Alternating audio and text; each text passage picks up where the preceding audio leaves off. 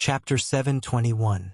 The enormous demonic dragon, flapping its wings above in the cubic dueling room, swoops down, dark demonic energy trailing behind it. None of the warlords move a muscle, and the noble demon closes its eyes, digging deep within its mind to unlock its noble bloodline transformation. It is the only technique on its status that doesn't use a system command. It has to be unsealed naturally. This is what sets many noble bloodlines apart from all the other lords in the upper realm. As its eyes open, waves of dense ether and demonic energy imbued with natural intimidation ripple through the room, causing the gravity to increase by dozens of times. Ember gives a slight nod, releasing the relaxed, crossed-arm grip he held before to take up a fighting stance. The three first-class lords to his left take this cue to release their full power and continue the plan they've agreed upon. Torvak immediately bursts with thick bolts of lightning surging all over his body and soul weapon. He jumps upward as his greater form grows around him, increasing his range and size by over 10 times. Around Asik, the air starts to smell sour, like blood. Dark red, almost brown crystalline structures begin to form around his being, and sharp fragments of this dark rock summon from thin air to cover his dual-bladed axe. A dark energy form grows around the high orc, creating the imagery of a dark knight's armor. He jumps upward as well, right beside Torvak. The demon still on ground level doesn't even bat an eye as the two massive, growing figures soar over him, on a direct course for the demonic dragon swooping down their way. Zacian, the berserker giant king, on the other hand, lets out a sadistic laugh and begins spinning while twirling his blades. While his movements look chaotic and emotional, the extremely sharp eyes of this killer never leave his target, despite the show of excitement he's putting on. The gray-skinned, green-eyed, sharp-toothed creature summons more and more wind magic around his being as he spins, and his figure begins to glow with a sharp white light. It's equally imbued with pure mana-based wind magic, fortified by newly refined ether coming straight from the depths of its mind, where it has been lying dormant for over 10,000 years. As Zacian grows in size and the swirling wind around him increases in strength, while he waves his white glowing longswords, the noble demon's body begins to grow as well. The black and purple demonic mist expands to keep up with the demon's bulging muscles, growing horns, and expanding flesh. Ember has seen a transformation like this very recently, within the throne back in the human world, when another noble demon began unsealing its bloodline. The end result of that was a monstrous form nearing 2 kilometers in height. Every demon's bloodline transformation is unique. However, for everything to go as planned, he's going to have to step in and use far more power than he did in the fight against the first-class demons. While exposing his silver threads and full dragon form would make this fight a blowout, that would have far worse long-lasting consequences that outweigh the immediate needs of this public stunt. If any lord of the 5 great families' demons die, all of the family heads are notified, no matter the cause, even a natural death of old age. Whatever happens here will be thoroughly investigated after the fact.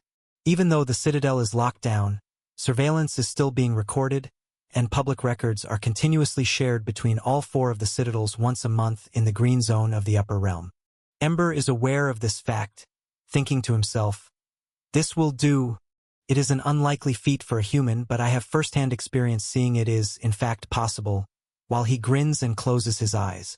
This narrative has been purloined without the author's approval. Report any appearances on Amazon. As Zacian grows to over 200 meters in size, showing off a deadly wind form that seems to still be growing, Andres Vermilion yells out as his body grows in size at a rapid rate too, and his custom avatar adapts to these changes. "You puny lesser beings. Your energy forms are laughable. A first-class lord could never understand what a noble bloodline transformation really does to one's soul. This will show you how hopeless fighting back really is." Breakthrough after breakthrough makes the room fill with the noble demon's strange aura, pushing outward to the walls almost instantly, hundreds of kilometers away. In less than a second, the demon's size matches Zacian, but he continues to grow past the 200-meter mark like it's not even an obstacle. The demon's face still shows no signs of emotion, as if it is merely taking out the trash. It grows past 500 meters while pointing its 3-pronged spear forward at the growing Berserker King. The sharpened gem on the end grows in size and luminosity at the same rate as the demon, and without hesitating at all, the demon lets out a beam of energy from its strange soul weapon. While Zacian is a battle-hungry warrior, he does not mindlessly throw himself in the way of attacks he has not fully analyzed. His greater wind form appears to be slowing down in growth at around 300 meters, and Zacian lets out a massive release of wind magic to boost himself upward, flying into the air to avoid the deadly beam of black energy. The black beam hits the floor where he stood just moments ago, and it tears through many layers of the green divine protection before slamming against the white outer lining of the room, making the entire battlefield shake. The demon's eyes track upward as the wind-covered berserker giant sends two dense white crescents of wind and ether straight toward it, bending around in curved trajectories on course to hit it from both sides. However, the demon ignores these attacks while its greater form continues to grow and focuses its sights on the human that stands beside the black hole in the ground with its eyes closed. The end of its spear shifts toward Ember, and it begins channeling even more of its demonic energy into it to release another strange beam. The two wind crescents disappear into the strange black fog that surrounds this noble demon, and at the same time, Ember opens his eyes to release a powerful green aura, activating his astral form. Meanwhile, inside the central tower on the lower floors, many of the servant guards get to work on tasks they've been programmed to do. Many of them leave the tower in organized batches to control the crowds, as they know when the Vermilion Lord kills the owners of the three largest businesses in this city, there will be outliers attempting to cause riots. To cement this victory in stone, they have been ordered to eliminate anyone who dares speak against the Vermilion name, making this a silent and powerful victory that destroys hope in all citizens of the Ellipsia Citadel. Others use fast travel orbs to reinforce the guard positions at the entry and exit points of the Citadel, ensuring no one attempts to override the travel ban or manually leave without authorization. In addition, many teams within the tower monitor citywide surveillance, reporting crimes that need real-time instant solutions. Another team sends a transmission to a privately owned facility on the edge of the Citadel, controlled by the demons but operated day-to-day by many lower-class black market lords. We're closing your operation early today. We cannot have any weak points on the Citadel until the event is over. A team of anonymous servants within the central tower overrides the exile facility's Citadel power plant functions and begins closing the access point early. Everyone working in the Citadel, even the lords within the black market, have already left their posts, swept into the streets by mandatory fast travel orbs to the nearest projection site to watch the duel. This ripple effect of events quickly reaches the exile zones below the floating city. A loud rhythmic twang, followed by an eruption of bright white light, green divine energy, and the metallic scraping of the 1,000-kilometer-wide access point doors shifting, echoes throughout the entire mountain below. It's hard to see through the thick fog, but the outer edges of the white circular light in the sky begin to shrink very slowly. Memories of the Goblin King's countless treks through these lands remind me that Ava and I should have more time. There have only been a single-digit number of times the doors were shut early, and the timing makes me assume this could be the result of Ember in the Citadel above. Even if this is a coincidence, and the doors are closing because of a criminal lord being locked in, or to protect visiting demons from other citadels, it doesn't change the fact that I want to get through those doors before they close. I'm still in the same exact position as before. High-level hordes of triple-ranked-up demonic orcs and cyclopes are running toward me and Ava as we've trespassed in their zones. I yell out to Ava while taking a risk and opening my item storage long enough to grab the handle of my soul sword. Come on. Pull all of the stats you can so we can get rid of these small fry and head straight for the Guardian. My eyes gaze forward, past the 6 shadowy figures that emerge from the fog, staring toward the real enemy that swings its ball on a chain at the top of this peak. Chapter 722. The moment my blade leaves my storage, I feel the core within it instantly sync with my own.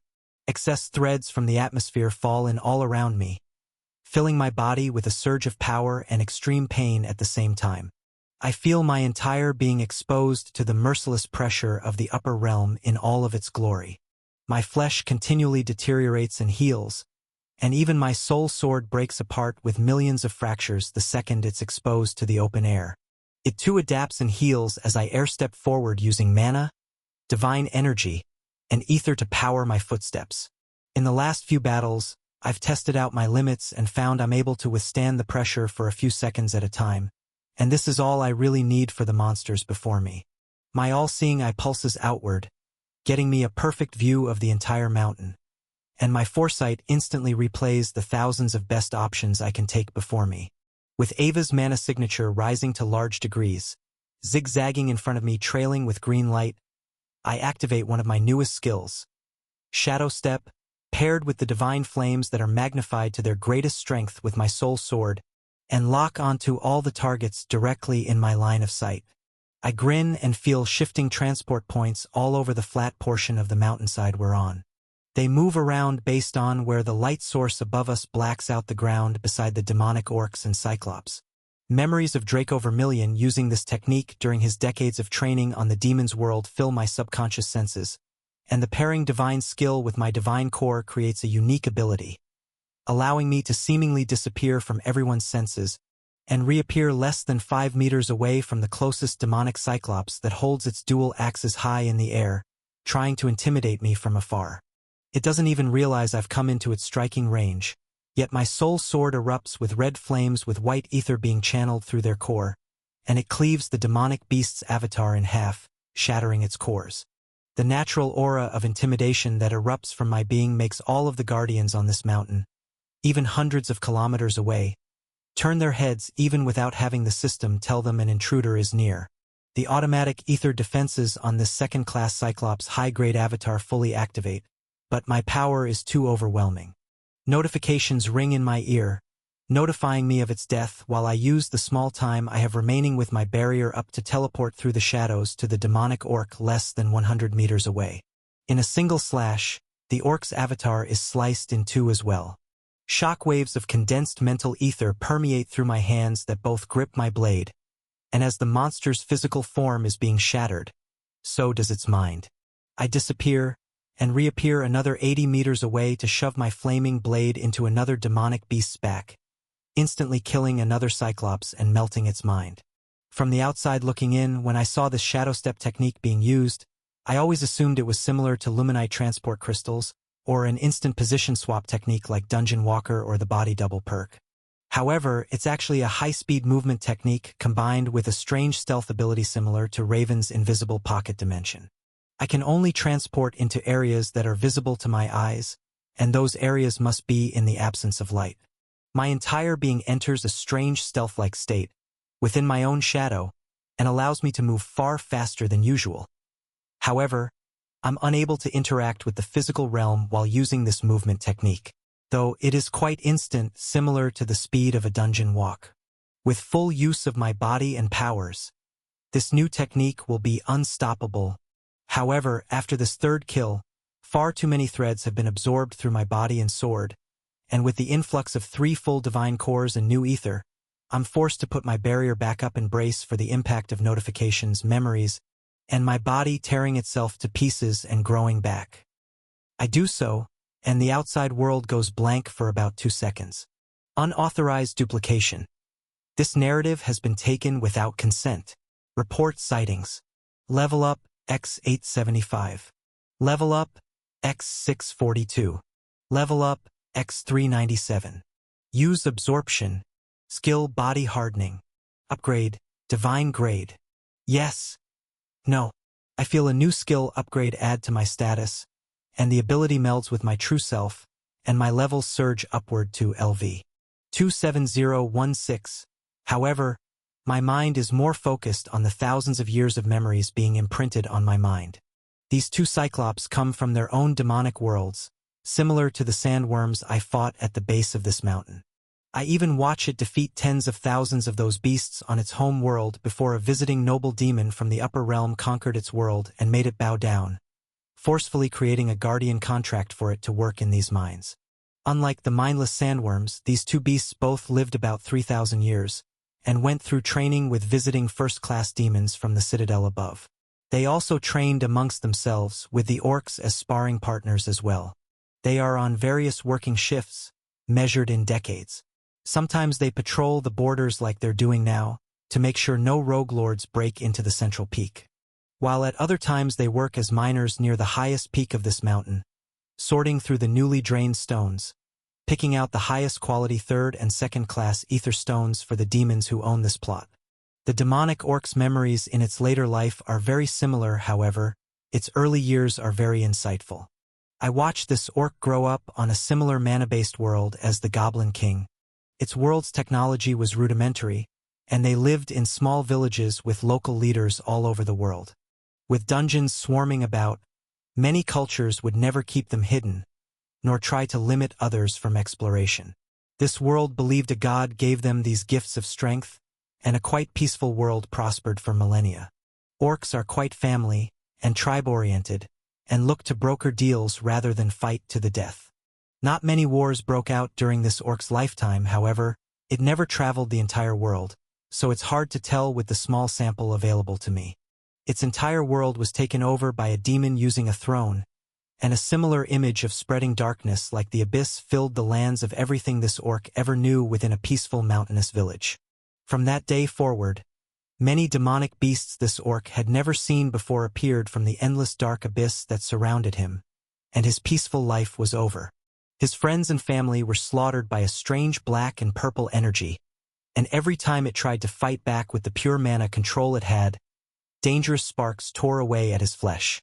He saw many others die such a painful end, and decided to never use mana again, in order to keep on living. Days of hiding away turned to weeks, and those weeks turned to months and years, until the darkness that seeped through this world drained every drop of mana left on it, and stagnant demonic energy was all that remained.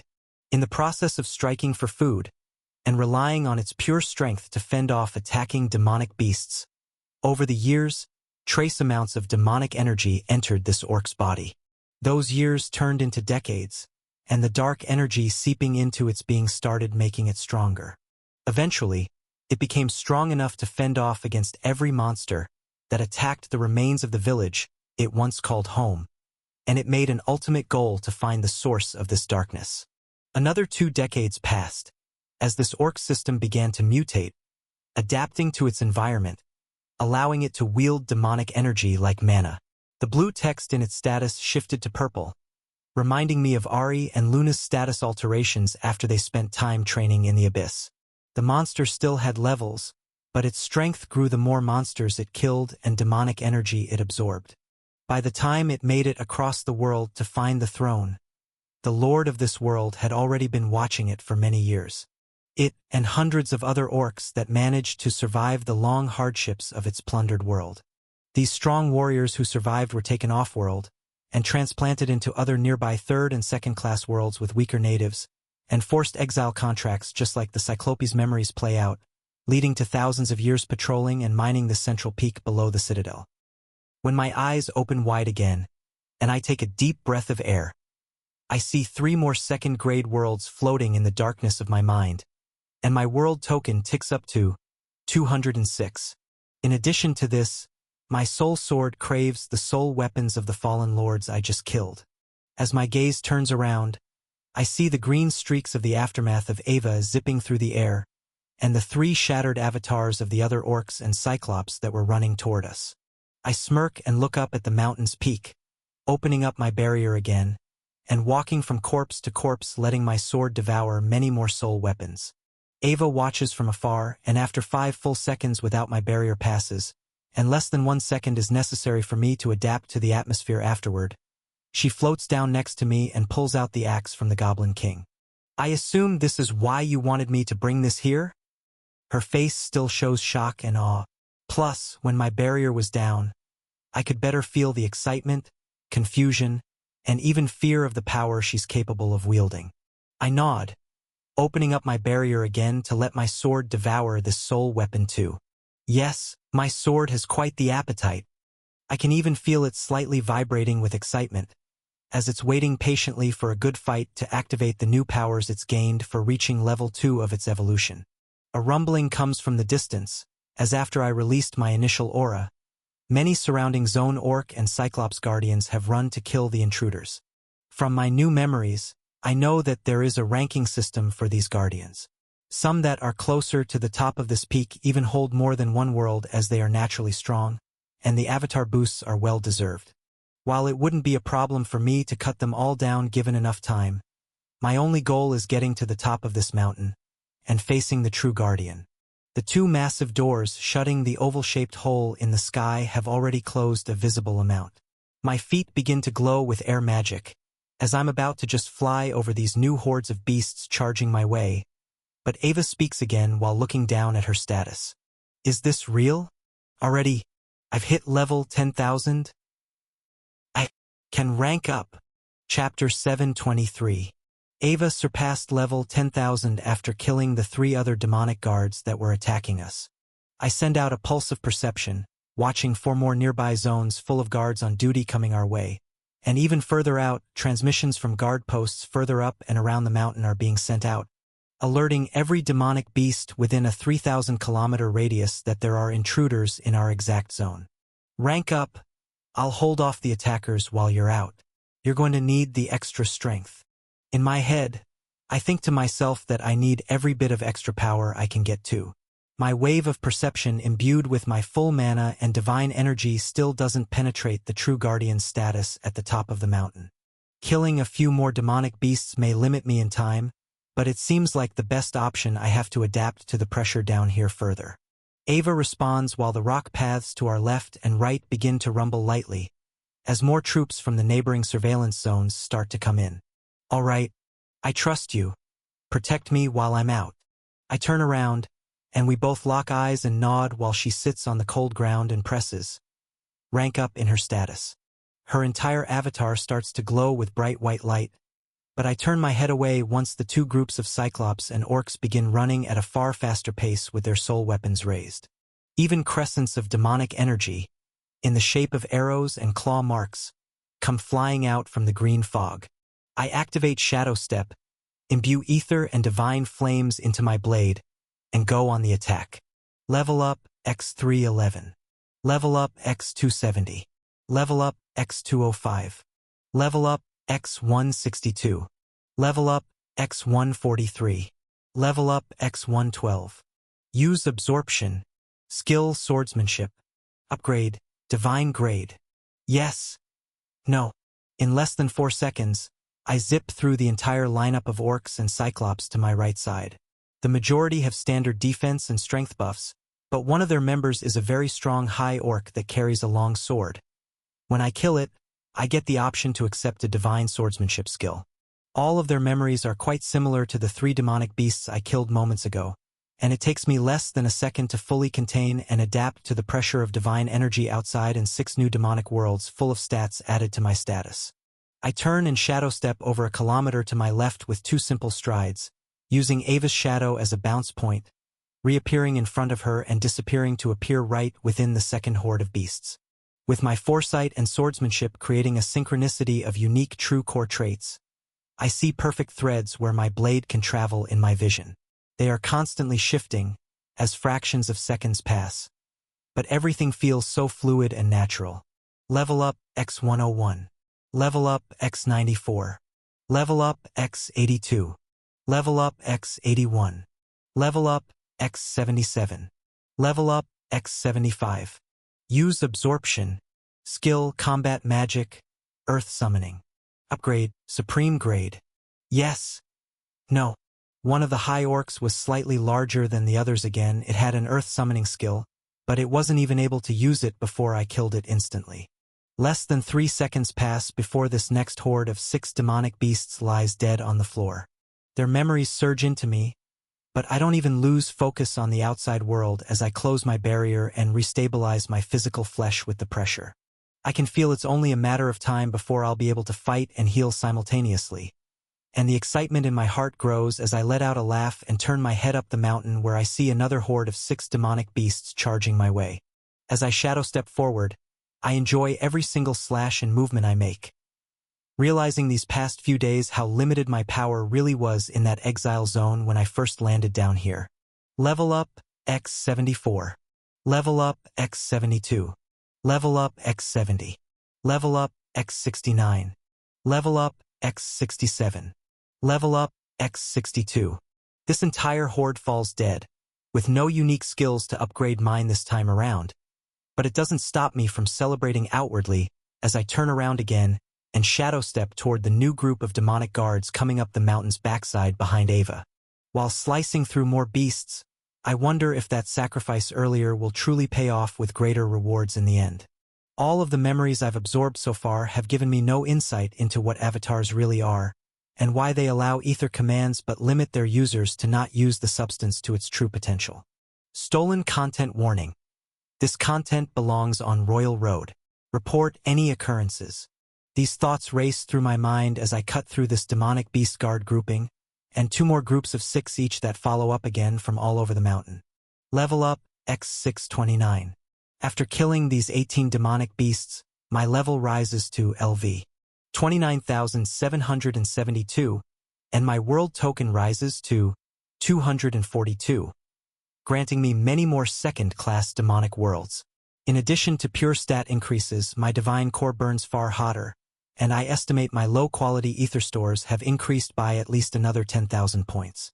On the new worlds that float within the darkness of my mind, I feel all of the forced links within them mutate.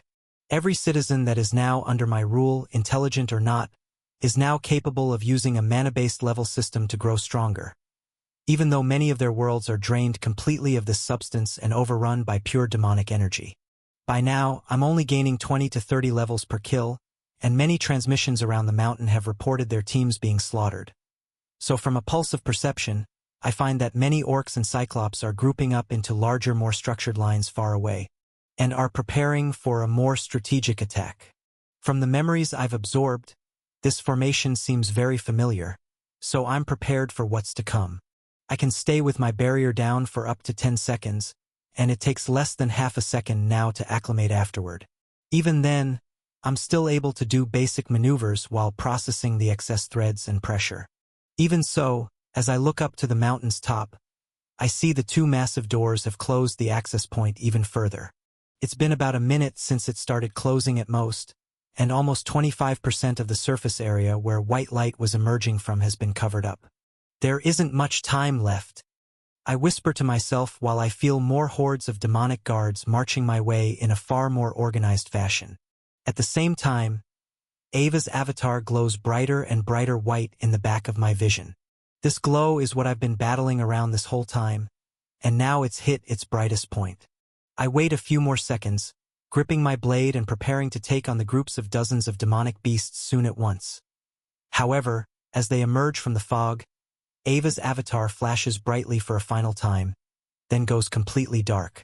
A bright flash of white and green light flashes by me, and I see a large green figure, easily 6 or 7 meters tall, a similar height to the Goblin King. However, it is far more slim, muscular, and curvy, streaking through the air with a hammer that has grown over 3 times in size as well. Without fully focusing on the Goblin Queen with my all-seeing eye and foresight, I would miss the astonishing display of a mana and ether-imbued hammer shattering multiple demonic avatars with every swing. A full 3% of the stats from many worlds flows through her veins, and it's clear as gravity bends light around her, while demonic monsters triple her level are squashed like flies.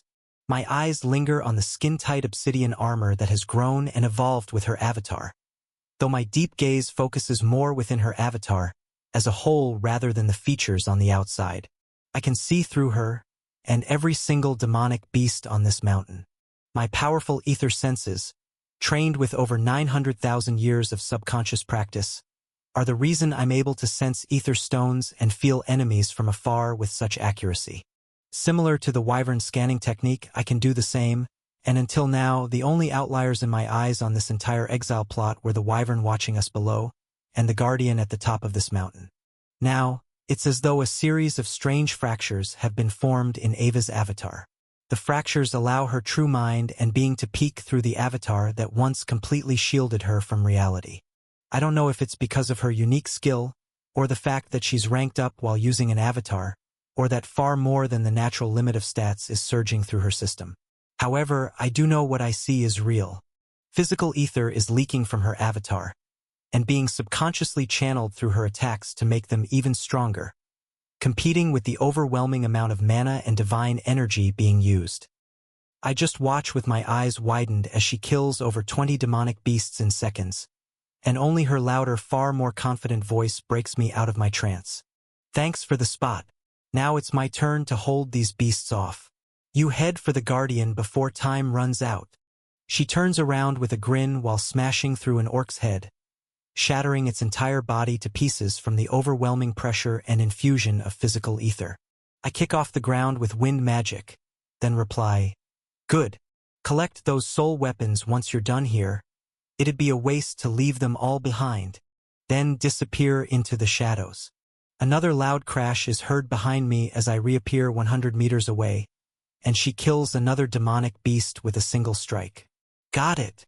I tip my sword's blade down to the ground, and let it absorb one of the fallen beast's soul weapons from earlier that I hadn't collected yet, and do the same with about a dozen more before I get out of range and focus solely on climbing the peak.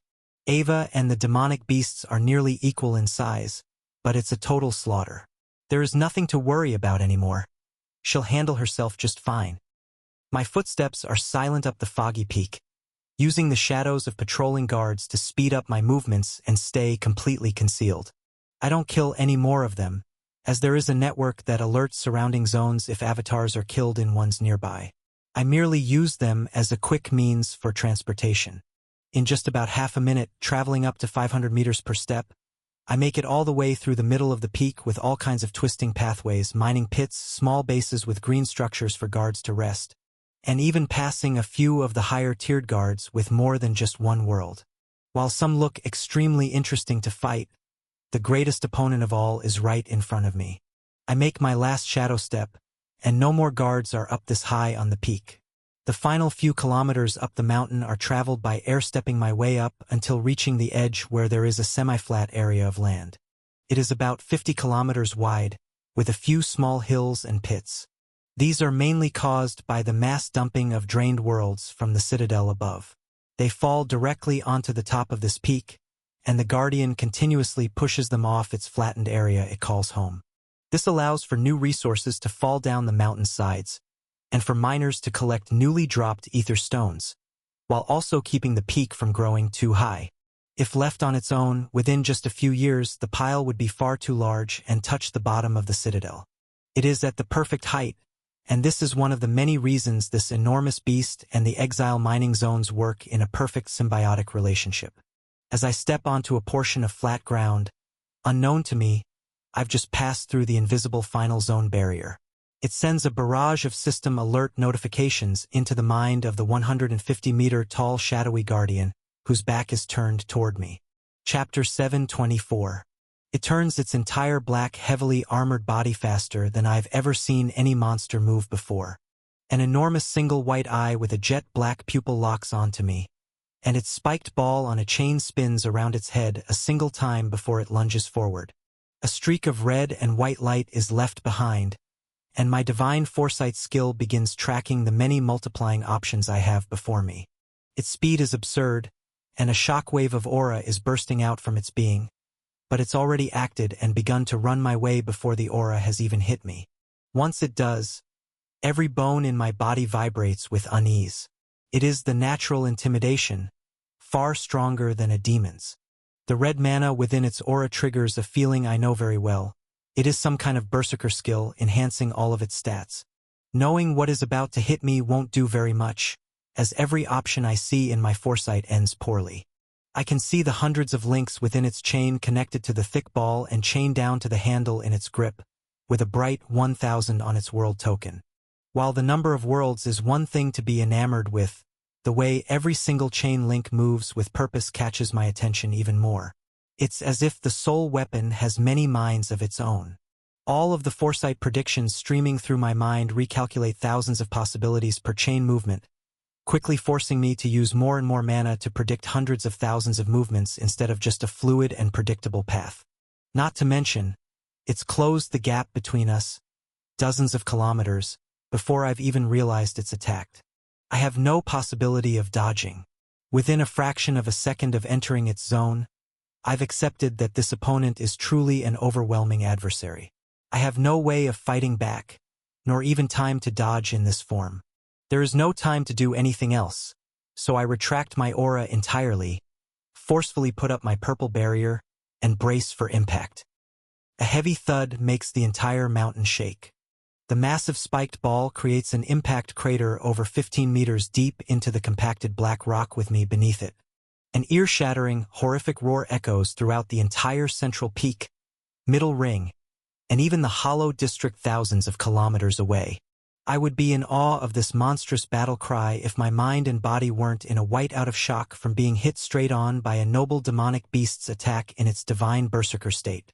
From a physical standpoint, my body is fine. The mana, divine energy, and demonic energy imbued in the monster strike are all completely blocked by my protective barrier. Even the force of the blow feels like nothing more than a light tap. The shockwave of physical and mental ether that enters my being, on the other hand, is far more dangerous.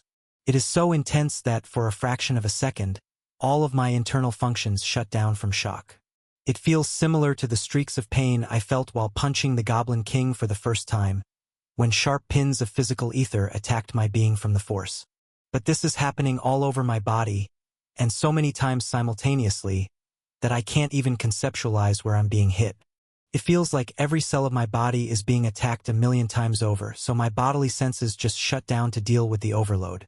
My mind, on the other hand, senses that a similar condensed version of ether, not found in avatars, seeps through my barrier and heads straight for my consciousness. The story has been taken without consent. If you see it on Amazon, report the incident. In the past, when ether attempted to seep in this far, it was always stopped by an invisible subconscious force, one that I trained for 900,000 years while in a simulated abyss within the Demon Lord's trial. Now, I feel these layers of understanding and focus that have been trained being broken through by a much sharper and more refined ether base of knowledge. While my defenses are far more vast, the demonic Cyclops' attack is more focused and refined, and for the first time I feel fragments of a mental attack break through my defenses. It feels hot, searing pain in my consciousness, slowing down my thought processes against my will and allowing me to comprehend the true vicious nature of the monster before me. I'm not invincible. After defeating a noble demon, I assumed strolling into a fight against an opponent like this would be even easier. Now, as I momentarily lose consciousness and am pushed over 15 meters deep into the ground beneath an exile guardian that has been overseeing hundreds of millions of drained, dead worlds beneath its feet, I realize what it means to be in the upper realm. I'm not just fighting against strong humans on a small third-class world anymore. I am quite literally at the bottom of the entire realm, and must open my mind even further to the heights one's power can climb if I want to survive. As the shockwave of aura from this divine grade berserker skill's crimson energy radiates through the exile zones, and the hideous roar and shaking mountain follow, a blue wyvern at the base of the mountain looks up at the closing access point with the same unchanging, saddened gaze. It thinks to itself about the many escaped exiles or illegal miners that wandered onto its privately owned plot of land. It has never once prematurely killed anyone for wrongdoing in its plot. It always gives the intruders a simple challenge. Kill the exile guardian, and the wyverns will be an eternal ally. However, it has sent thousands of lords to their deaths in this very fashion. Many 5th, 4th, and 3rd-class escaped slaves try their luck and are usually killed by the sandworms before they can even see the top of the peak with their own eyes. A few 2nd-class fugitives with illegal avatars on the run, trying to steal ether stones from rich plots to pay off debts or prepare extra for duels, have even taken up this wyvern's offer. Some of them are quite rich in worlds, with hundreds themselves, and high-grade avatars that can boost their stats enough to make it past the middle walkways. However, after 12,000 years, every time that crimson light flashes, the wyvern's hopes of ever leaving these mines, trapped in its own deal of the forgotten past, dwindle away more and more. Its gaze moves down from the peak and watches a green flash of light zip around the middle of the mountain. The wyvern had a sliver of hope that maybe this time would be different, as it has never seen such a powerful buff and rank-up improvement before today. A goblin, only slightly more proficient in natural strength and combat than humans, even if it was born on a 2nd-class world, shouldn't be able to make it up this peak so far. The strange buff this goblin queen is using is making its innate talent increase drastically. On top of that, the strength and amount of mana being exerted shouldn't be possible with a basic-grade avatar like this. Even a high-grade avatar maxed out to its limit with 100 first-grade worlds would have trouble giving such unfathomable boosts and strength readings. The abilities shown here make the Wyvern reminisce about times tens, even hundreds of thousands of years ago, when monsters weren't all limited by avatars here in the upper realm. A pulse of perception through the whole mountain makes it very clear that this absurd expression of mana is exceeding the natural limits of this avatar's contract, and part of Ava's true being is leaking through, sensing true reality around her. While the Wyvern has lost hope of escaping its prison today, it is still very intrigued by what it's watching. More physical ether than usual is leaking out from every one of Ava's strikes as she kills dozens upon dozens of second-class guardians with ease. The Wyvern loses interest quite quickly. While it recognizes and is intrigued by the one-in-a-million rare talent, it knows this ability has been wasted. Chance is just playing its same mind games with him again. If a rise in power like this were granted to a higher race like the Blue Ogres or possibly the Berserker Giants, maybe they'd be able to break the chains put on them by the system. But it is just a lucky goblin, and that human must have stumbled upon an elixir to fast-track his ether senses. The fact that he had an artifact on his finger from one of the higher zones proves it must have found an old inheritance. The strange travelers are a pair of cruel jokes on this Wyvern's existence. Lower races given gifts to even stand a chance against demonic beasts, just to be faced by brutal reality in the end. No matter how broken the power is, the higher races will always rule. It sighs and returns its gaze back to the access point that continues to close. It is a ritual now. Every month, it looks up toward the sky where it cannot travel. Then, as the Cyclops atop this peak lifts its massive spiked club, another eerie pulse of light and an aura of overwhelming power erupts from the top of the central peak. It's coming from below the Guardian's spiked soul weapon underground. The activation of an astral form can be felt as all of the divine energy in the atmosphere quivers and bends to its wielder's will. Chapter 725. From the moment I'm struck, my body shuts down to allow my mind to deal with the mental attack rather than focus on the overwhelming sharp pain assaulting every one of my cells. However, the day's worth of training, turning my ether healing into an automatic intuitive habit, still treats this brutal barrage the same as any other attack. On top of that, from my past training, every time an ether-imbued strike pushed my being past its limits, the reaction afterward only made me stronger. As the Cyclops Guardian begins to lift its spiked ball from being lodged deep into the rocky ground, the worst of the mental attack has passed, and I can finally think clearly again after a momentary whiteout. Although its compressed mental pressure is far more vicious, refined, and focused, my experience is so vast from the simulated years of training within the tower that it manages to absorb the brunt of the blow before it fully collides with my pure mind. In addition, an odd phenomenon occurs that I've never felt before in any of my other battles. The thousands of years of memories from sandworms and demonic guards on this mountain meld together to add to this base. While it isn't nearly as much as the experience I already had, the countless training sessions using ether commands, and being exposed to the aura of mental attacks every few decades when the Guardian atop the tower would face a strong opponent all add up. They've somehow added to my base of experience in both physical and mental ether aptitudes. Once the spiked ball is lifted off of me, I know exactly what I must do next. My mind is active, but my body is still at the whims of my intuition. I feel faint pathways in my nerves and ligaments healing, and muscle fibers twitching, ready to be used the moment the soul weapon stops making contact with my barrier. No time is wasted, and I activate my greater form and astral form to pull the maximum power possible in order to counter when this beast least expects it. Instantly, my rate of healing rapidly increases, and so does my control and perception of my surroundings. It's like my mind is connected to the fabric of reality, moving along the tightly packed green threads in the clouds surrounding us. In an instant, I can feel everything. Over 10,000 kilometers in every direction, the exile zones and all of their inhabitants become crystal clear in my mind. Power rushes into me, growing my energy form just as fast as the Cyclops' spiked ball is pulled upward. More pathways in my body flow with energy and life again. My green divine energy form's outline grows from the crater, jumping upward while wielding a red soul sword growing in size at the same rate. The tingling in my muscles and sharp pains in my bones wash away, and the fluidity of ether being summoned feels as though I'm using multiple times more ether for the same amount of effort. My efficiency, after bouncing back from this deadly blow, has increased yet again, awakening the forgotten knowledge locked behind my mental training in the tower's simulated abyss. With ether flooding through my being, my mana and divine energy form begins to adapt, allowing it to flow through its pathways too, lighting up my astral form with shimmers of hot white light beneath it. In fractions of a second, I grow past 10 meters, then 25 meters, and reach 100 meters in height, zipping past the ball and chain that appears to be moving in slow motion now relative to my perception before I was hit. The divine threads in the air bend to my will, allowing me to grow faster and faster, reaching a staggering 300 meters in height by the time I close the gap and collide sword to chest plate with the Guardian Cyclops. Its eye looks straight at mine, as a thick white mana, and ether-imbued aura forms beneath its red berserker radiation. I know this feeling too. It's a divine body-hardening skill, but combined with automatic premium avatar commands, demonic energy, and a strange soul armor.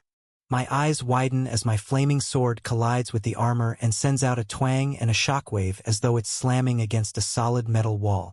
I see the spiked ball I passed moving on its own, coming to hit me in the back at a speed even faster than before.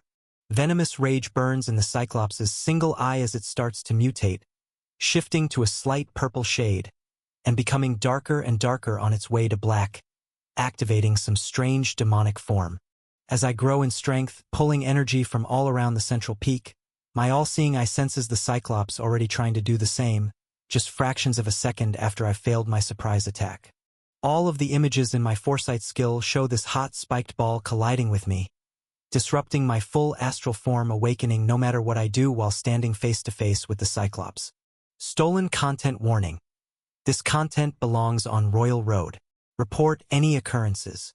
So, I activate Shadow Step and move to its back, growing up to nearly 1 kilometer in height, attempting to plunge my sword down into the beast before it uses whatever this new move might be. As I thrust my growing blade forward, I can feel it vibrating with lust for blood as it finally feels a worthy opponent. The sharp tip of my astral soul sword collides with the Cyclops' back, and I shiver at the feeling of stabbing a solid wall once again. My concept of overwhelming power still has not reached the heights it must to even pierce this creature's armor in its base form. This momentarily enters my mind while I watch the ball and chain continue to rise upward, as if it has a mind of its own, attempting to attack me before the Cyclops even turns around. Though my sword's hunger for battle only increases at this predicament, and I feel it glowing hotter and hotter in my hand. On the base of its handle, I finally witness what it's gained after reaching level 2 of its evolution. A blood-red eye rises to the surface of my sword, opening wide to illuminate its entire being with a bright crimson aura. I feel it burning my hands just trying to hold on, but I don't stop thrusting it forward at all. It feels like my entire astral form is invigorated by this awakening, and red tendrils of its energy seep through my massive green energy form. The immovable black wall of defense cracks, and I thrust my blade through the Cyclops' armor.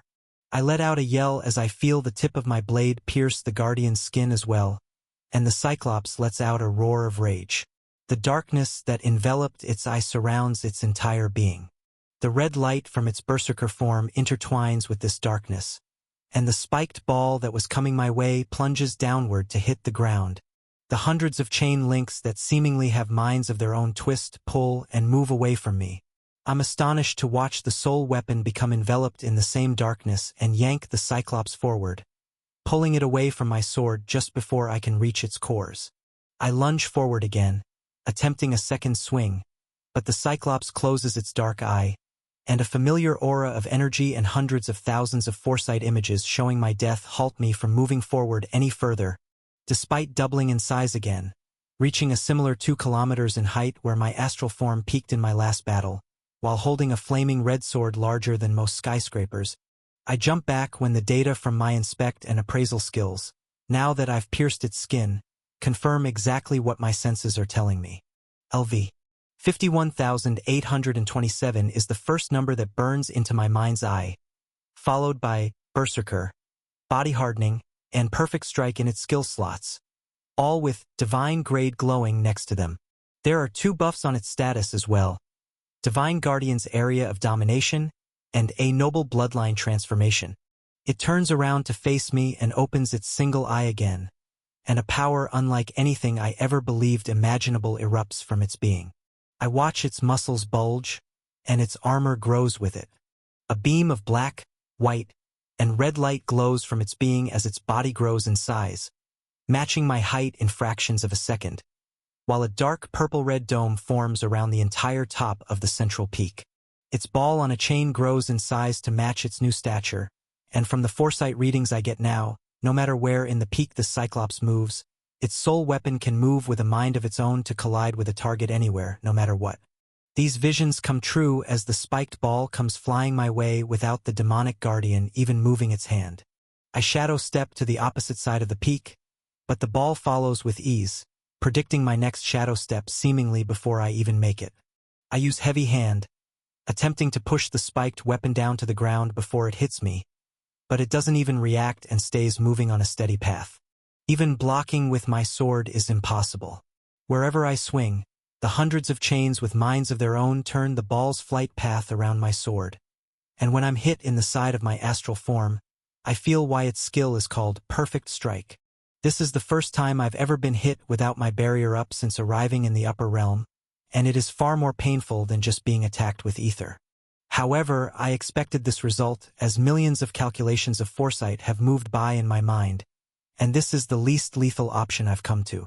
While sharp pains invade my body and I brace for impact against the mental attacks again, I can't help but smile while I swing my blade down, seemingly through thin air. In reality, I'm aiming for the chain connecting this spiked ball to its wielder. As my astral form receives a demonic purple stain on its side and a spiked ball lodges into it, my crimson sword breaks through a link of the chain guiding it, separating the soul weapon from its wielder. I disappear again using Shadow Step, leaving the disconnected spiked ball to fall to the ground where it hits me. Then, I summon vast amounts of supreme-grade earth magic around the Cyclops' legs, attempting to hold it in place for a finishing move now that it cannot defend or attack.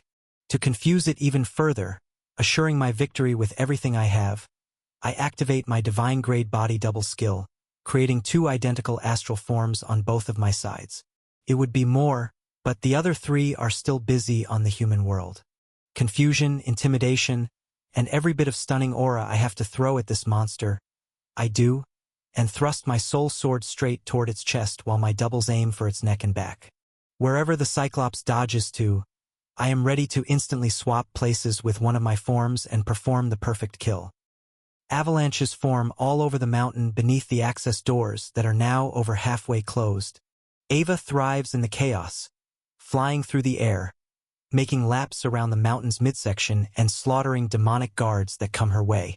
All of their soul weapons fall into her system storage the moment they're killed, and her level rises higher and higher, nearing 30,000, which is the average of these second-grade demonic guards. Below the mountain's peak, the wyvern's gaze still does not bother to look upward. It peacefully watches Ava continue to tear through the demonic guards. It is amused to think of what the Citadel Lord's reaction will be after hearing it's wasted this many resources on a single goblin. Even the noble bloodline transformation doesn't even make it flinch. It's felt transformations like this many times before, and the result is always the same. In the upper realm, nobles are gods. Nothing comes close to their unfathomable power. The wyvern's peripherals watch the broken chain of the Guardian's soul weapon discard its single lost link and reform back together with ease to become the same weapon it was before.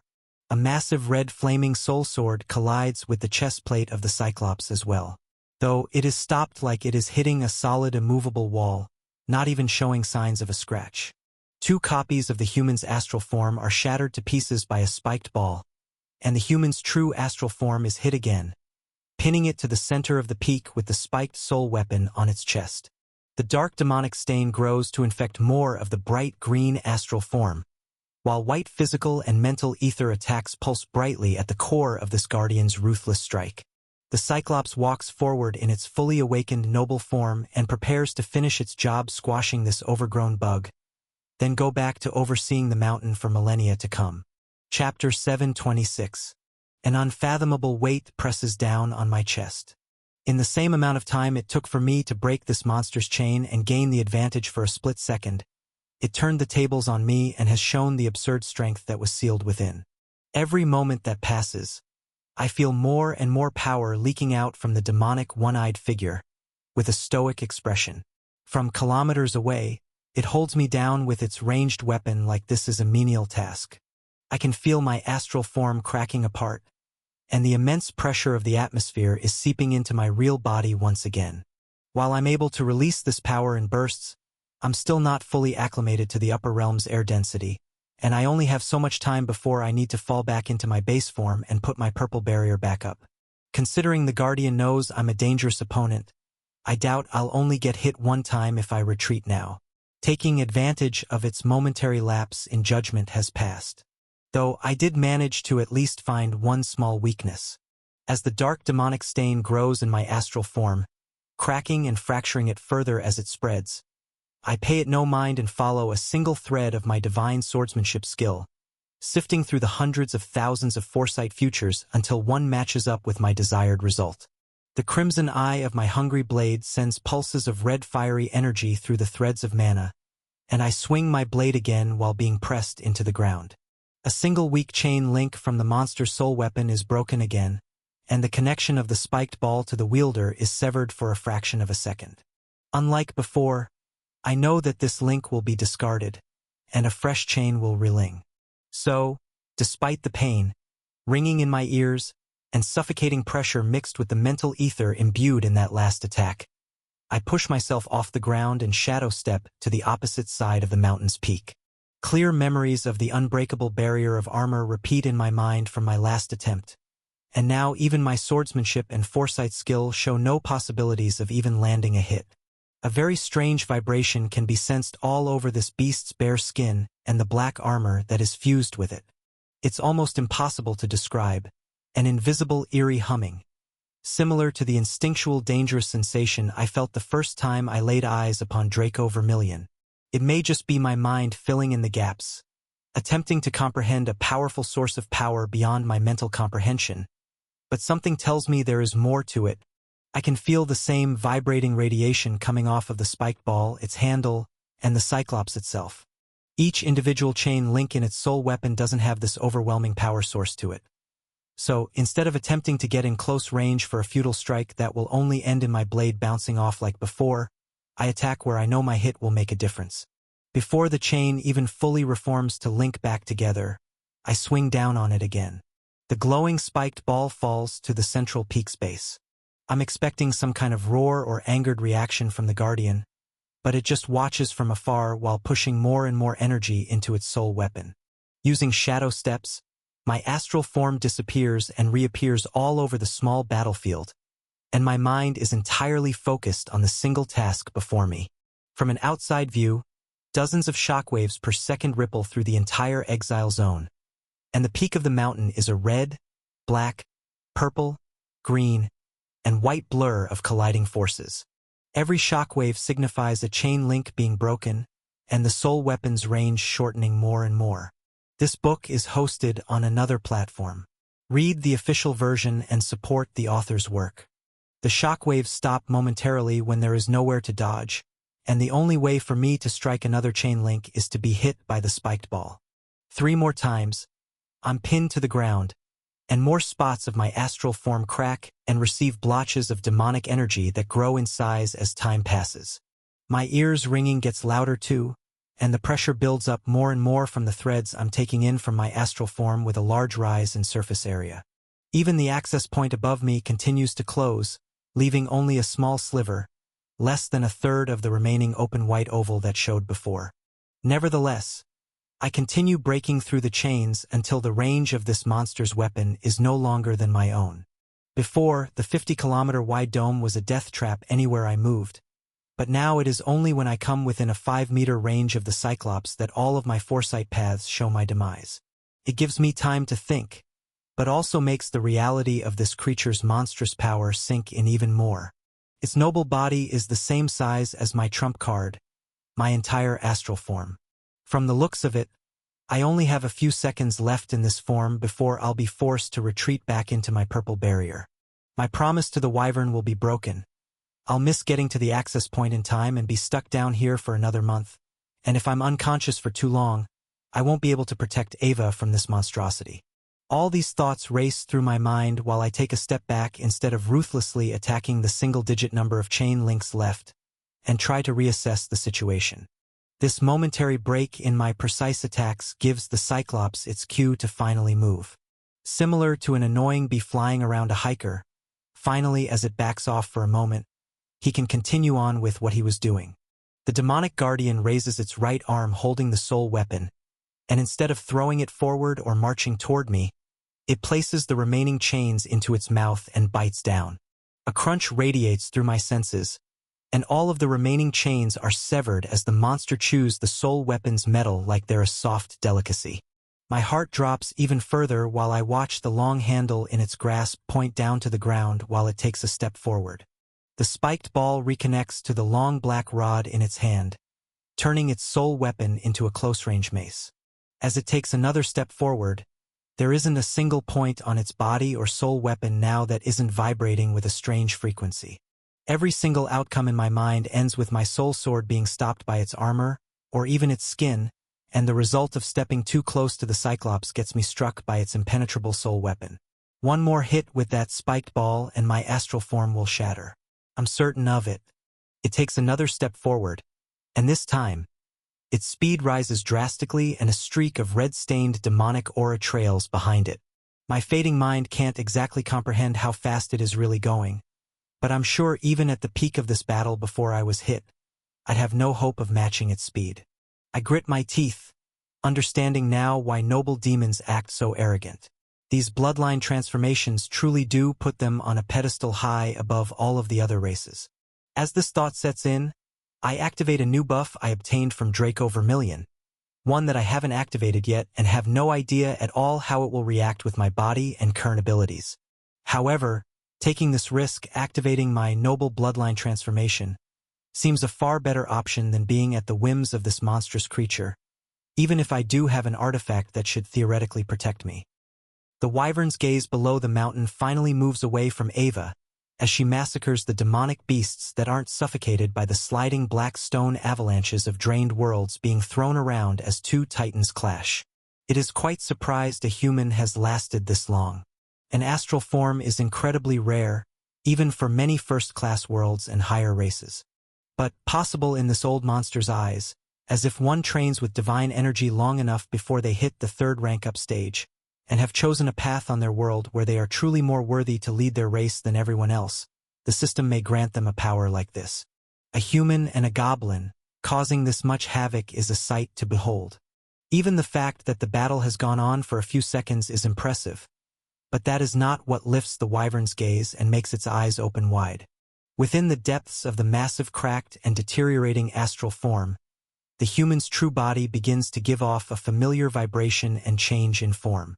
The human's muscles grow larger, and they harden to be as dense and unbreakable as diamonds. His skin becomes smooth and almost glossy, infused with all of the energy flowing through it, becoming a perfect conductor. The human's eyes glow with a bright white light, and an ethereal feeling pulses outward, making the entire red and black dome created by the guardian around them shatter in an instant from the aura alone. The being that traveled here from a third-class world grows in size, to make his true human flesh stand at just over 20 meters tall. All of the blood-bonded armor, gear, soul sword, and cores bonded to its being grow in size with him. His dark hair, facial features, and every hardened muscle fiber grow with him. A sublime white light bursts upward to create a pillar, and at the same time, the astral form grows in size to adjust to its new reference. With a clean and precise downward swing, a flaming white and red soul sword shatters a small spiked ball within the guardian's grasp, and follows through to collide with the Cyclops' eye. With no resistance at all, its head is sliced in two, and the sword continues downward. The wyvern speaks out loud to itself in awe, as it witnesses a sight it cannot believe. A noble human? This should not be possible. Chapter 727. The moment I activate my new buff, the noble bloodline transformation. The strange vibrations I can barely sense around the Exile Guardian become magnified, and the same frequency begins to radiate from my own body. Creates a strange resonance, and everything happens extremely quick. I close and open my eyes to unseal this power, and it floods outward, not from a single source, but from within every cell in my being. It feels like I'm viewing the world around me from a higher frequency of understanding that I didn't even realize existed before. All of the ringing in my ears stops. The foggy mind, being attacked by the Guardian's mental attacks, clears to a peaceful silence. Best of all, my vision and perception of the world around me becomes crystal clear, and everything slows down by what feels like 1,000 times.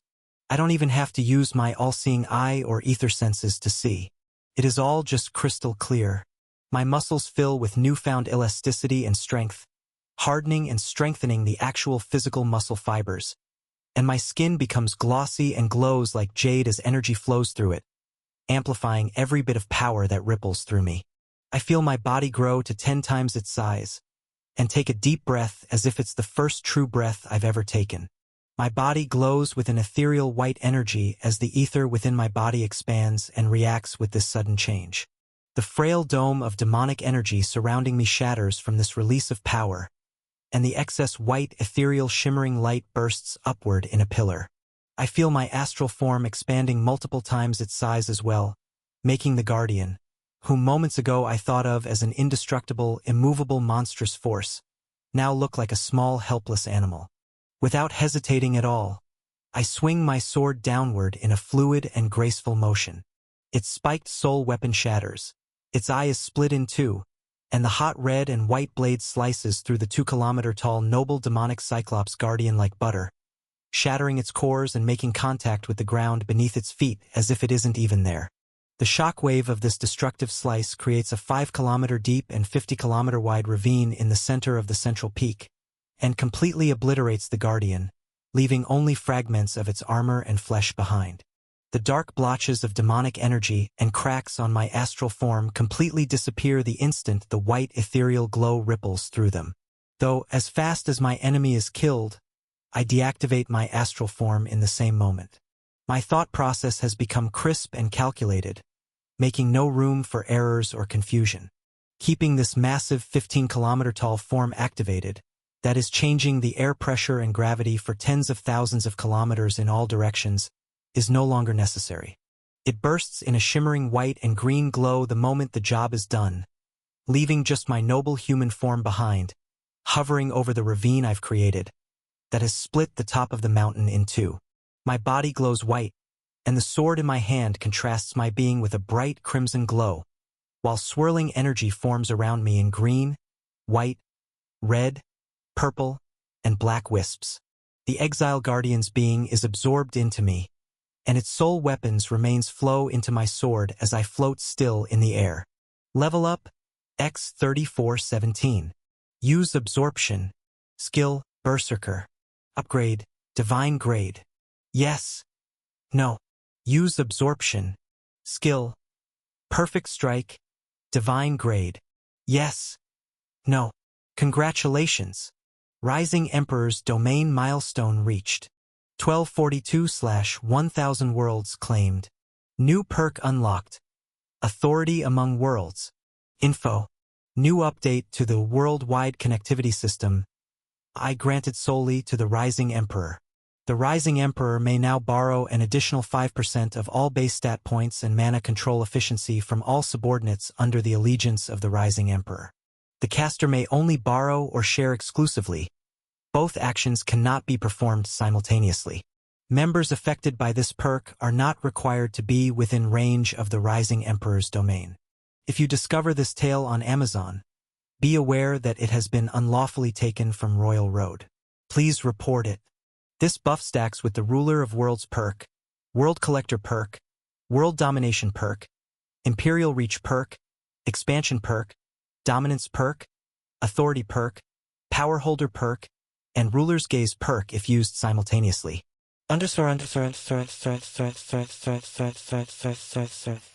These notifications echo in my mind while the green light on my bright white hand glows with a 1242, and my level hits LV 33,189. I feel extremely high-grade worlds boosting my stats, stronger than any of the second-grade worlds I've managed to acquire so far, and my total available pull rise to 65% of all the beings on them. But my mind is whisked away to relive the Guardian's long life of memories before I get a close look.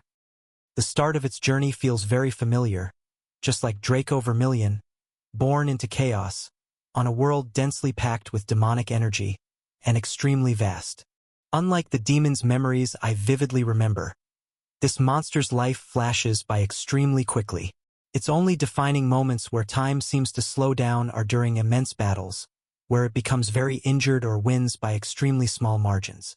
It roams these dark lands as a mindless beast for thousands of years, so long it is impossible to keep count. I guesstimate it is anywhere from 7 to 10,000 years, roaming alone on a noble grade world, killing and battling to the death with every monster it deems a threat. A strange phenomenon happens the day a demon visits its world. Clearly, it is not a noble demon, but it has a true yellow core, so must be at least second or first class. The demonic Cyclops stands its ground against it, fighting the longest battle of its life, and ultimately killing even this intruder, spreading divine threads throughout its world despite there not being large spatial deposits in this sector of the galaxy. Its battered body slowly absorbs the raw yellow threads scattered around its world, and eventually awakens its own yellow core. Meanwhile, more demons from the 4 great families were sent out here again to do prospecting, and every time, no one ever made it back from this demonic world alive. Every new demon it killed, the more raw divine threads spread throughout the world, and the stronger it became, eventually compressing its true core and slowly reaching the saturation point. That is, until one day, a strange shadowy figure with long horns entered this Cyclops' life. The memories associated with this day only tell of immense fear, sorrow, and defeat. For some reason, within this Cyclops' mind, all that is left in place of this 10-year gap in its memories is a dark demonic veil of mystery. The memories give off a vibration, similar to that of a noble resonance, but as more memories flow by, it's hard to see and feel exactly what has already passed. The next thing I see is this demonic beast in the upper realm, on a strange dark citadel. It has a true green core awakened, and from the looks of it, in the time its memories were erased, it awakened a mana-based system with levels and skills. It holds a spiked soul weapon too. Another 5 to 8,000 years pass. The Cyclops lives alone in this dark citadel, but as years pass, more visitors come by. 2 of which stand out to me a lot. There are 2 noble demons, one named Andres, and another named Cisco. Endless days of sparring turn into weeks, months, years, and centuries. New avatar changes and upgrades are granted by a voice in the Cyclops' head, and it accepts without question. Weaker first-class demons watch the sparring matches in awe, and the Cyclops even watches other demons spar within this citadel made of thousands of large training cubes. It is soon named the Fortress, and the Cyclops overhears demons talking of the Ellipsia Citadel, the Mensa Citadel, each of them where the 2 noble demons come from, and word of a grand citadel as well, where strong demons can leave the fortress and try to impress the family heads. While this beast isn't an intellectual, it grasps the concepts of what others say, and after thousands of years of repetition, it definitely understands. Though every time it gets into a rhythm of life, there is always a disruption in its memories. Once, the first time it was shipped off to the Grand Citadel, a 50-year block is missing, and again, a few thousand years later when a shadowy horned figure came to visit the fortress. All that remains in the dead guardian's mind is pure terror and a mere shadow of this being. The last 10 to 12,000 years of its life are quite simple and fly by the fastest. All of its training and years of fear and loyalty that have been instilled into it are consolidated into a single task. Not much is explained to the beast, as it just receives new avatar commands, and is limited to only staying within a 50-kilometer radius above this peak in order to shovel worlds off above a certain height and kill all intruders. However, from the words of many escaped exiles, and lords roaming the mountains below for millennia as this guardian watched, I can tell this is the result of a new leader in charge. Every few hundred years, a family sparring partner stops by, Andres Vermilion, to check up on the zones and see how the Guardian is doing with a quick spar atop the peak to make sure it's not growing old and weak. However, other than that, there are no lords that ever come close to its immense power. As the many years of solitude move by, the fear and imagery of a shadowy horned figure never leave this monster's mind. Even in its final moments, as a human slices it in half, the Guardian still fears something else far more. This rush of knowledge flows into me, and I can feel its home world now glowing with dark purple energy in the forefront of my mind. A strange sensation washes over me as all of the beings on it link to my system.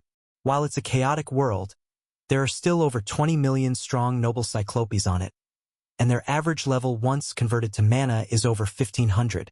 Some are even above level 10,000, and there isn't a single labyrinth on this world at all. Their levels are purely from killing each other and absorbing the ambient demonic energy in the atmosphere.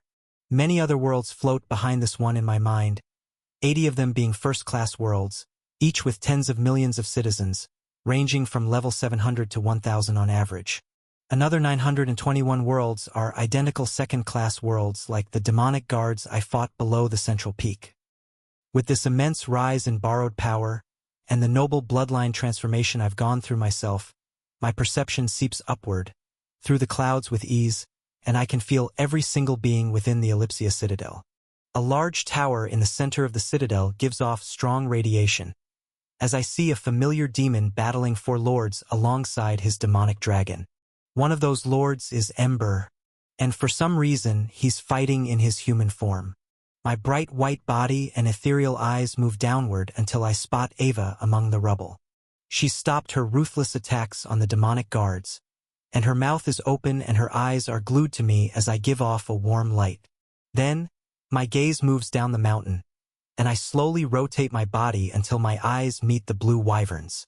As soon as they do, I look up at the access point that has almost entirely shut, leaving less than 10% of the power plant's underside exposed. A series of angled shimmering lights shine downward on me in far brighter concentrated rays. When they hit my skin, I glow even brighter. My mind takes in all of the facts of this situation, and I can't help but grin as I come up with the perfect plan.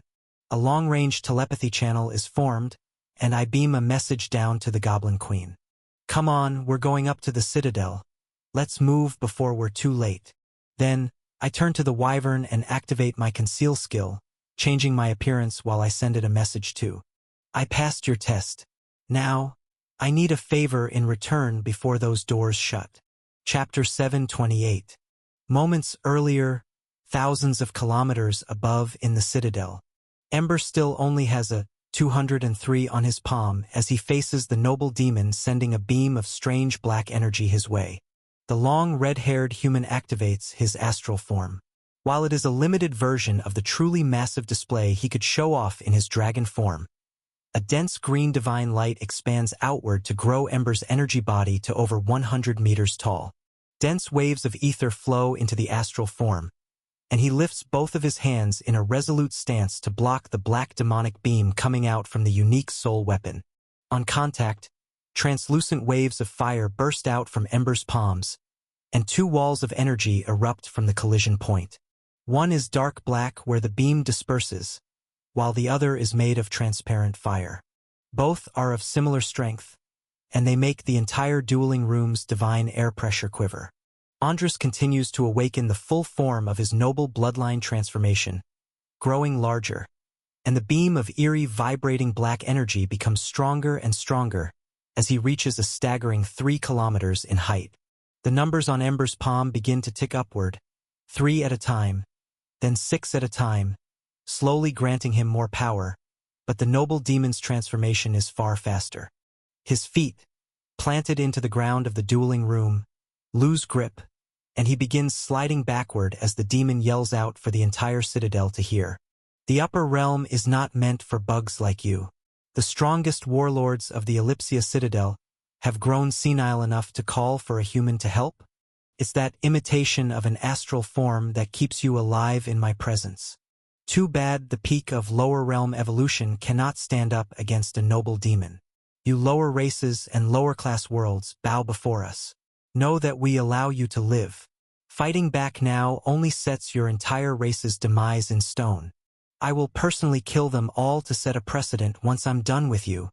As the red-haired human, who was the voice of hope for the lower races, is now pushed back, millions of lords watching the display of pure power on the holograms all around the city begin to second-guess what they saw before in the past duels. They begin to listen to the demon's words, now shivering in fear. Though Zacian, who watches this take place up close, knows this is his cue to strike. The first-class Berserker Giant's first 2 wind blades fell into the growing black fog that surrounded this demon, and they disappeared without any damage or trace. Now that the dual-bladed warrior is in its fully awakened wind form, it activates its divine-grade Berserker skill and a special buff called Divine Form of the True Berserker King. From within his blades and the depths of his core, dense red light starts to swirl within his being. Reinforcing this crimson aura are dense white plumes of ether it has not used since the war over 12,000 years ago. Andra senses its surge in power but recognizes this monster's aura to match the demonic Cyclops Guardian below the citadel. He has fought this beast many times before and has already gauged this berserker's power from the measly attacks it absorbed with its demonic cloud. The noble demon keeps all its focus on crushing the human before him to make a point. An explosion of red aura and a shift in the berserker's eye color from green to red grows its body 3 times in size, breaking a full kilometer in height as its blades cut through the air with dense wind-powered magic. A crescent of red and white light slices through the black beam of energy at its midpoint, disrupting the spear's flow, creating another massive explosion, while the berserker attacks from behind, sending a second full-powered slash at the demon's back. It slices through the black fog, pushing it aside, and colliding with the demonic glossy armor. The red aura that erupts from the clash makes the demon shiver with fear, as it's never felt such strength come out of a mere first-class being. It hasn't even felt this kind of force from their elite first-class demons. As it attempts to turn, a crack in its armor forms, and a searing hot pain in a long line erupts on its back. It realizes it's been hit, and real damage is being done. From the corner of its eye, it watches the human's astral form speed through the air as well, charging its hands with translucent fireballs and firing them off on the opposite side of its body from where the berserker attacked. Some of the flames touch its demonic cloud, and it witnesses the darkness start to melt away while the berserker's attack slices deeper into its skin. The world token of the human continues to tick upward, and the noble demon grits its teeth, activating Shadow Step to disappear and reappear in a demonic cloud of darkness dozens of kilometers away using its dragon's shadow as a bounce point. Zacian grins ear to ear, showing off his hundreds of sharpened teeth while trailing with a red streak of light behind him, and Ember follows behind in graceful footsteps, examining the damage done to the dueling room floor and analyzing the situation for what it is. Andra's attack was strong, but he knows noble demons are far more formidable than what he's seeing here. So Ember stays cautious as lightning strikes and unique earth magic is summoned in the skies above. Torvak lights up the sky with thousands of powerful lightning bolts, all aimed at the demonic dragon that flaps its wings and descends toward the battle. A menacing attack forms within its mouth, building with power, draining divine energy from the air, and pulling darkness from its demonic core.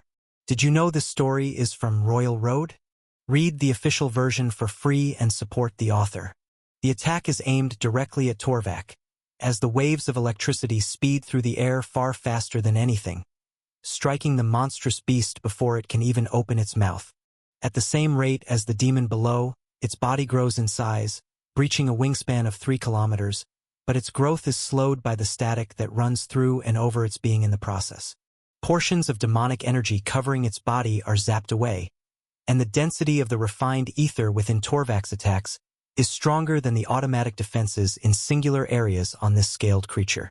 However, with Torvak's attacks spread so thin, once they make it through its demonic energy and ether defenses, the only real damage being done to the monster's insides feels like a light, tingling shock. To show its superiority, the demonic dragon releases a wave of black and purple energy from its mouth, sent directly down at the blue ogre that is limiting its growth and full output of demonic energy. If Torvak tries to block or move out of the way, this dragon will use the energy it's conserving to deliver a deadly blow into the fight with Zacian and Ember, with double its current output. Torvak grins and doesn't even attempt to block the incoming strike, using his full focus to continue shocking every one of the monster's scales with an all-out lightning attack. Asic finishes unleashing his greater form, which makes him appear as a dark, bloody knight. His silent, dark figure flies upward faster than Torvak, straight toward the blast of demonic energy. He summons a wall of dark brown stone infused with the blood of many fallen enemies he's killed over the millennia in both the lower and upper realms. The massive shield looks like a boulder, growing larger and larger, clearly draining ether and unrestorable power from the High Orc. The blood boulder grows to over 1 kilometer in diameter, and the demonic dragon lets out a battle roar as its wave of energy collides with the stone. The citadel outside watches in awe as an explosion of rock and demonic energy fills the entire top half of the dueling room, demolishing the High Orc's defensive technique. Both Torvak and Asic grin, still moving forward with resolute stares, as this is exactly what they had planned. Thousands of shards of bloodstone move upward, all infused with dense mental and physical ether, refined within the High Orc's consciousness, waiting to be used for tens of thousands of years, along with the life force of his enemies. All these smaller sharpened shards of stone separated by the dragon's attack travel upward, controlled by Asic's spear, and surround the dragon that used its demonic energy on an attack meant to obliterate these first-class bugs in its way in a single strike.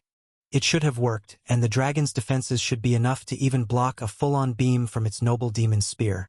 But the culmination of the seemingly random last few moves have put it in a hopeless situation. Torvak's constant, full-powered lightning strikes may seem harmless, but thousands of shards of bloodstone pierce the dragon's defenses with ease, stabbing through the chinks in its scales and bypassing the ether defenses that have been nullified by the high-powered electric shockwaves. Another loud, agony-filled roar echoes through the air as the dragon becomes paralyzed in the sky and starts to fall toward the dueling room floor. While this occurs, the noble demon retreats beneath its dragon's shadow. Confusion races through its mind as it feels the intensity of the berserker's attack seeping into its avatar, and the dense mental waves pounding against its custom premium avatar's defenses. The triple-layered mind and body shielding put in place come straight from the family head, and with over 1 million low-quality ether stored in its avatar bank, there should be enough volume of defenses to withstand hundreds of full-on attacks even from the demonic guardian below in the exile zones. It is an upgraded version of the full guard model, made to battle other nobles with power that transcends the premium avatars. As sharp pain pierces into its mind, the noble demon recalls a single warrior who continued to fight in the Grand Citadel even after the Blue Wyverns were defeated by the family head. It was a rogue berserker giant, a warlord who stood above all other berserker giants, and held power in the upper realm long before he or even the family head arrived. But one day he disappeared, and as centuries and millennia passed, many believed he was accidentally killed by a demon in one of the tournament matches. The red-eyed monster yells, "Don't get too comfortable, Andres. Just because your little guardian has a berserker skill doesn't mean it's anything close to the real deal. That beast is a pale imitation of my true rage." Andres remembers this blood-red form and looks up into the air to see a lightning-covered blue ogre and a massive dark knight. The family head conquered the citadel and always warned against dealing with the old warlords until they were drained of all their resources. Many of them once held over 100,000 high-grade worlds each, and their followers used to be tens of times larger in numbers and strength. He thought they were certainly weak enough to battle now, even testing their strength from time to time as the millennia passed. Yet it must have all been a ruse. The power they're showing now is overwhelming, making the Citadel Lord shiver with fear when looking at the human who throws 2 new translucent fireballs his way. He wonders if this mystery man is a being from the past that he doesn't recognize either. Their confidence in arriving today was not just for show. Twisting between the fireballs, 2 red crescents of wind and ether travel toward him as well. The demon grits its teeth and grasps its staff, charging it to full power and waving it across its body to clash with the 4 attacks. An explosion of energy sends the demon skidding backward, but its strange crystal staff disperses the attacks. At the same moment, However, the paralyzed body of its soul-bonded dragon hits the floor behind it with a resounding thud, sending shockwaves through the entire dueling room. The bright red berserker comes up behind him again, but this time Andras fears its attack, rotating his body gracefully to block both of its incoming blades with the hot crystal in his spear. Another shockwave erupts from the clash, as demonic energy heals the cracks in the demon's armor, and an equal force sends the two fighters back. Ember sends another 2 soul energy and ether-imbued fireballs the demon's way, but it has stopped being arrogant and now takes every attack sent at it seriously. The momentum from the exchange with Zacian is used to twist its body again and block the 2 incoming fireballs, exploding them with a beam of black light. Ember dodges the excess radiation from the explosion and flies to find a new angle while Zacian circles in on the other side, charging up his blades again. The High Orc and Blue Ogre come flying down from above. Torvak charges up his lightning attacks again, and Asik takes the rear, preparing a new attack within his axe, but is quite worn out already from using his ultimate move to melt the dragon's mind and body from the inside. The two would go in for the kill, but that is not part of Ember's plan, so they do as he instructed and leave the dragon alive. The 4 warlords surround the noble demon, and the entire citadel watches as a being they feared as a god for thousands of years is somehow overwhelmed. Andras knows this fact. Even if he wins now, the recordings and memories of this disgrace will live on. "You've made me do this," the demon whispers while lifting its spear into the air. Black mist from its aura trails around the spear's tip, making what looks like a black halo above its head. Then, it holds its spear tight in both hands' grasp and slams the butt of its sole weapon against the floor of the dueling room. The black mist surrounding the demon expands quickly, and a strange noble vibration emerges from the demon's glowing light purple eyes. It is allowing its true noble form to leak out from its avatar's constraints. A technique forbidden even among noble demons, but one that must be done to save this demon's life and continue controlling the citadel. The crystal on its spear glows dark black and purple, and the black mist surrounding its body pulses outward so fast that none of the warlords can track it with their eyes. In an instant, the entire 500-kilometer-wide dueling room becomes dark. The strange vibrations carry strong natural intimidation waves that grow stronger and stronger. All of the holographic live recordings turn completely black as well, not even sensing ether signatures anymore. From within the darkness of this noble demon's domain, only a pair of purple demonic eyes can see. Chapter 729. The citadel-wide holograms go dark, and confusion spreads through the tens of millions of lords that were forcefully pulled from their daily lives by a mandatory avatar command to watch. Where'd they go? What happened? Did they turn off the broadcast? The demon won. That must be it. No way. You saw the ogre conglomeration head and high orc leader take out the dragon in a single attack. They couldn't have lost. Yeah, berserkers don't go down so easily either. That warrior and the human dodged the Citadel Lord's attack, and even landed an attack back. But this is a noble. He's probably just toying with them. We've all seen the public matches before. True. Maybe it really is over. Is he really going to kill all of the remaining lords left in their races? Are the humans, ogres, orcs, and berserker giants done for? I don't know. All we can do is wait and see. Even the demon's servants in lower floors of the tower become confused at the darkness before them. Not a single reading shows up in their surveillance systems or dueling room high-tech monitors. Only a small group of servants that have followed Andras since back before he was given this position as Citadel Lord understand what is going on. He's using that move again. I thought the family head forbid it. Yeah, but if you look at the ether readings before our systems went dark, it looks like this was his only choice. Those warlords are stronger than... Don't finish that sentence. There are no lower life forms stronger than a noble demon. Why, you're right. This is merely a part of Andras' plan.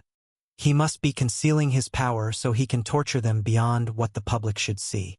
While these servants discuss, the consensus inside the dueling room is completely different. Torvak and Asik still fall down from the sky, but their senses are far too honed with recently refined mental ether that has been waiting to be used to its maximum potential. Translucent white orbs of energy expand from their minds and cover the entirety of the dueling room. Identical pulses of perception pulse out from Ember and Zacian, who zero in on the noble demon from both sides.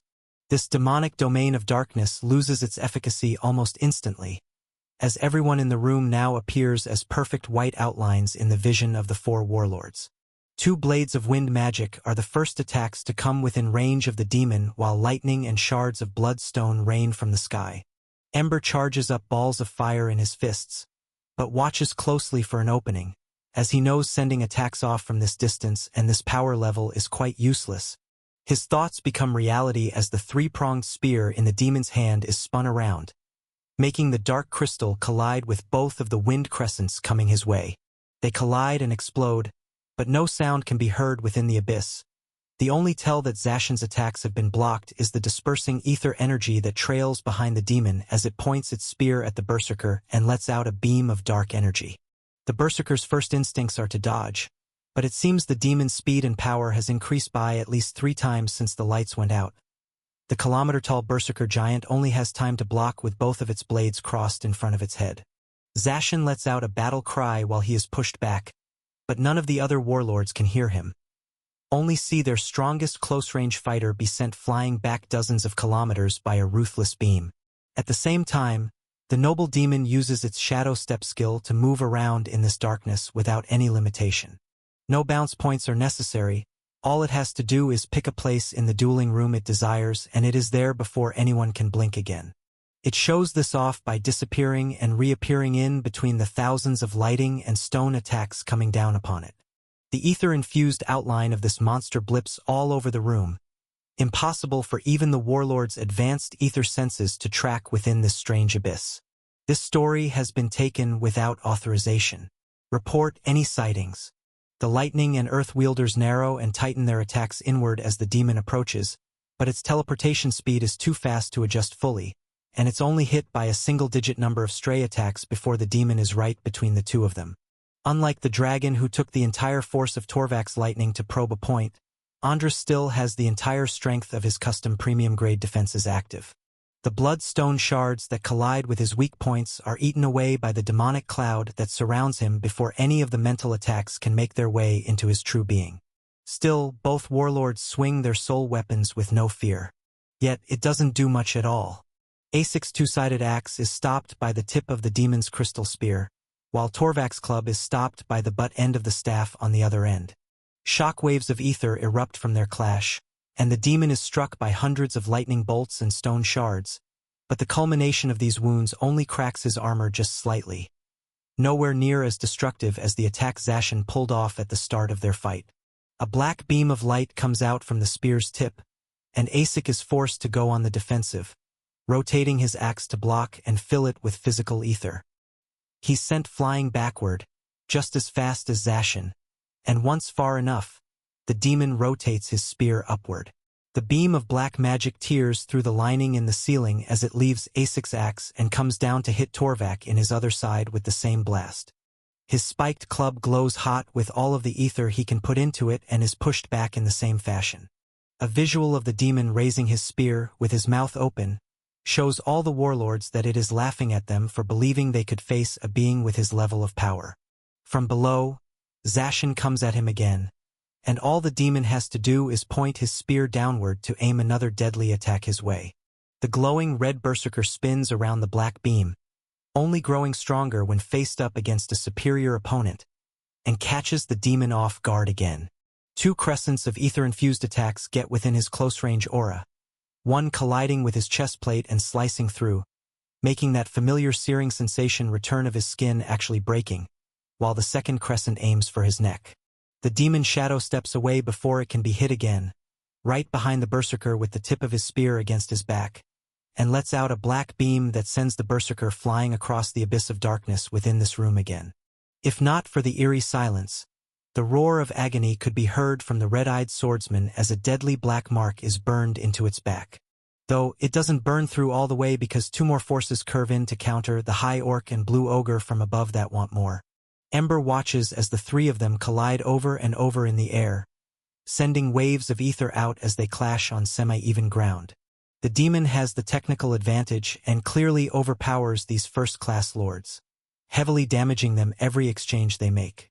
Zacian gets right back into the fight with more blood-red rage flowing into his veins. The near-fatal blow only invigorates him more. Over 36 exchanges pass in the blink of an eye, and the world token on Ember's palm rises all the way up to 242. Both Asik and Torvak get hit a few times, but Zacian takes the brunt of that black beam more than any of them. They're all badly injured and certainly can't keep this up for much longer. But the demon is quite injured too. The lightning and shards of stone may only be pinpricks, but getting pricked in the same place all over 1,000 times tends to get one sore. Zacian also opens up portions of the demon's armor for more of these long-range projectile attacks to land. Even sharp strands of mental attacks make it through the triple barrier of defenses on his mind, making the noble demon's ears ring. It has incredibly fast healing, and none of the attacks it has taken are fatal at all, but the fact that it is being injured makes it mad and shameful beyond any physical injury it could ever take.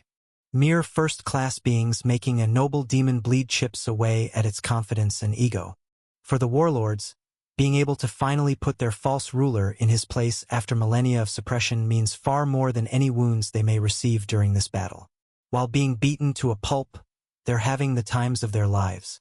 Plus, all is going according to Ember's plan.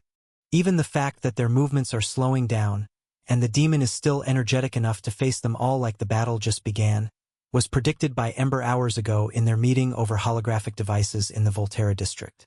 The demonic dragon, unconscious at the back of the room, remains untouched. It would be an easy victory to kill its soul-bonded pair.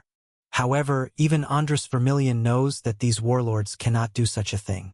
To kill even a single demon, noble or not, will incur the wrath of the 5 great families. This is what is truly terrifying about the demons. Even if by chance a 1 in a trillion prodigy makes their way up from the lower realm and bests a first-class demon, they will be used as a mortar by the family heads that watch from even higher zones of this realm. This is what makes even those with the strength to do so unable to kill a demon. That is, unless the one with that strength does not fear the 5 great families. As the 3 warlords' attacks begin to slow, and the advantage of Andrus Vermilion becomes overwhelming, Ember finally makes his move.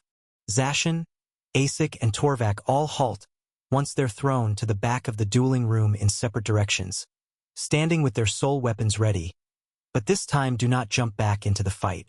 The demon floats above them all, in the center of the room, aiming its dark spear downward, now showing the outline of a mad demon laughing as its prey gives it time to heal. There are hundreds of cracks in its armor. They all dissipate as thick waves of demonic energy restore its flesh and armor, while the upgraded full guard avatar filters out all of the lingering mental and physical ether attack residue. Andrus floats before the warlords as good as new, now with newfound rage and reason for them to be erased from existence and never see the light of day to spread the word of this noble's disgrace. However, on the 4th side of the room, the human in its astral form has not thrown a single attack since this stage of the battle began. While this demon thinks the human must be blinded by its dark power, and hasn't jumped in because it can't see, reality is quite the opposite. Ember begins taking steps forward and his astral form grows. All that can be seen are his hands growing into sharp claws and a long pointed tail emerging from his back as he activates his hybrid dragon form. Chapter 730. Ember's astral form adapts to his hybrid form being activated, and he grows close to 1 kilometer tall.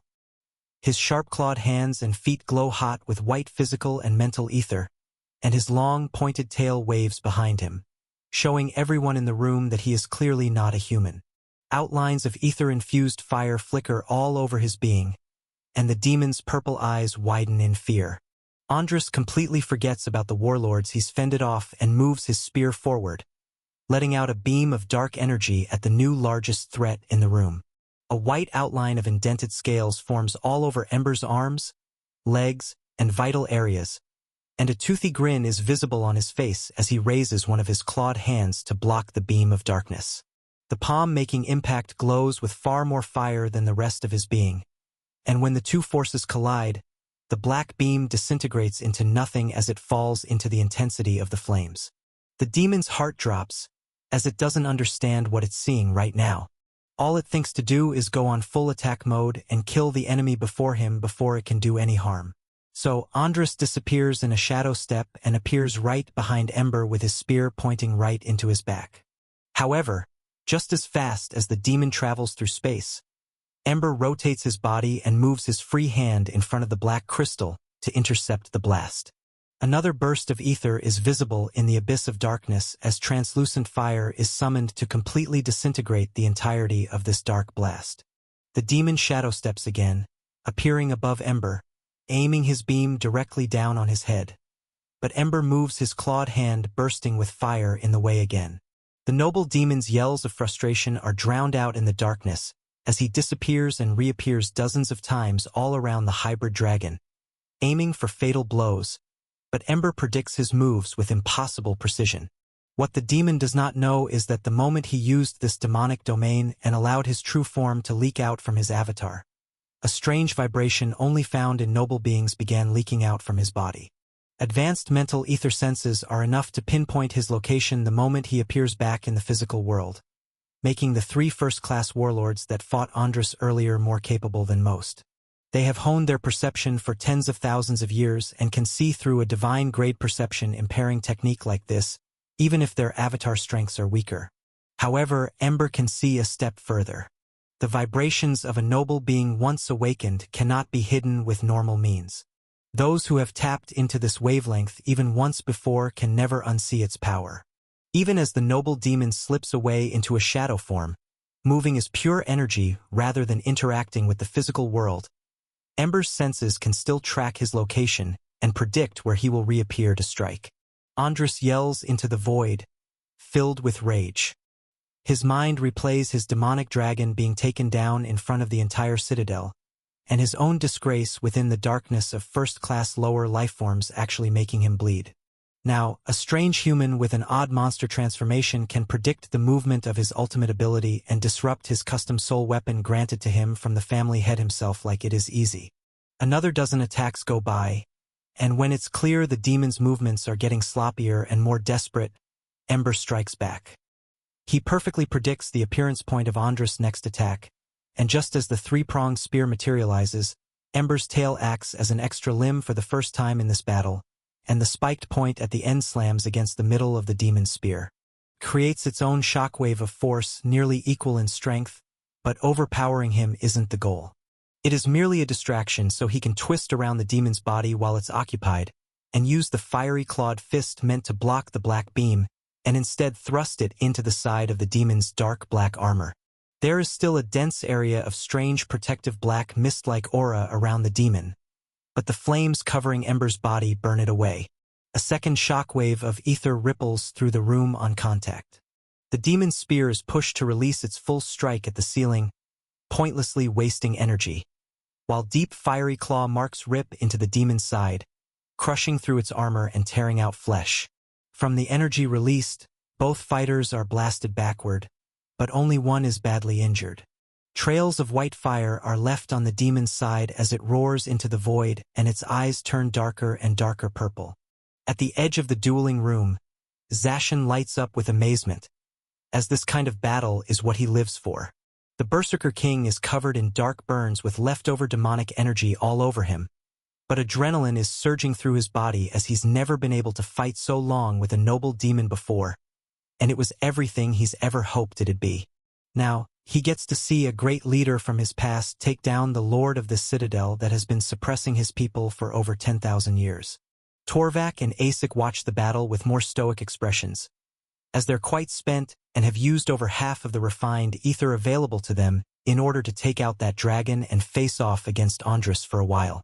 Deep down, they too feel quite the rush, as that very demon has been publicly humiliating them every few years, taking 2ND and first-class worlds away to damage their public image and drain their wealth. After this first successful hit, Ember does not hold back one bit. He too feels a rush, as he hasn't had the opportunity to use low-quality ether to this extent in almost 20,000 years. The demon tries to flood the area of damage with demonic energy, but the white flames left behind disintegrate everything they touch like acid. The edges of the armor that are broken cannot heal, and the deep gashes in the demon's skin burn hotter than anything it's ever felt before. A white flash of fiery ether in the shape of claws, scales, and a long tail comes zipping his way through the air. The demon shadow steps to safety, but Ember's eyes and flight path follow him. A game of cat and mouse ensues, and every shadow step to safety this demon takes hurts his pride more and more. Ember yells into the void. A noble demon running away? They should send you back to the lower realm for disgracing the 5 great families in such a manner. This content has been misappropriated from Royal Road. Report any instances of this story if found elsewhere. No one can hear him, but the demon's acute senses within its own domain can read his lips and find truth in Ember's words. It hesitates to run, delaying its next shadow step by a few fractions of a second. And this is enough for Ember to leave another deep claw mark in the demon's back. More of its glossy black armor is shattered, and its avatar's simulated flesh is torn out and burned away. More and more ether and demonic energy flood in to automatically heal with avatar commands, but it's no use. The demon's white bones are exposed in its back, and the purple and green cores within it are much closer to the surface. It lets out a cry of agony, shadow-stepping to a far side of the room and attempting to turn its body and send a beam of darkness Ember's way. But Ember is already many steps ahead. The hybrid dragon waves his hand across his body, and out of his claws, many crescents of white ether-imbued fire burst out. They hit the black beam coming his way head-on and split it evenly into pieces, traveling all the way down the beam of darkness and colliding with the crystal. An immaculate burst of fire and demonic energy covers the entire back wall of the dueling room as the crystal at the end of his spear shatters and explodes. The shockwave from the blast pushes the demon up against the green wall with so much force that Ember has enough time to fly forward and land another point-blank attack with his other clawed hand across the demon's chest. It tears the remaining armor from his upper body and exposes his cores now from both the front and back. The demon shadow steps hundreds of kilometers across the room to safety. Now, as his body burns with white flames, unable to heal himself and unable to defend or attack without a weapon, the noble demon now understands defeat. It watches the imagery of a clawed creature coming his way and knows even if he tries to run again, he will lose this battle in the next few moments no matter what he does. His avatar and mind will end up like the 2 first-class demons they brought in earlier, and the family head will surely relieve him from his post. Most likely, he'll be sentenced to a few thousand years of re-education training in the Fortress Citadel, and the noble demon that is meant to come within the next few weeks will take over Ellipsia. All this races through his mind as the sharp, fiery claws of his opponent draw near, but the pure killing intent on its being doesn't stop. Andras believes that maybe in this veil of darkness, whoever this mutated human is, believes if he kills a demon and no one sees it, he can shift the blame to someone else. Possibly, there really is a threat of dying today. This momentary thought makes the demon shadow step away, down to the center of the dueling room, and make a rash decision. Enduring shame for the family is better than a noble needlessly losing their life, is what he whispers as the vibrations of his noble being retract back inside his avatar, and the black void filling the dueling room disappears in an instant. Ember notices this and grins even wider as he deactivates his hybrid form right before the lack of darkness exposes what he really is.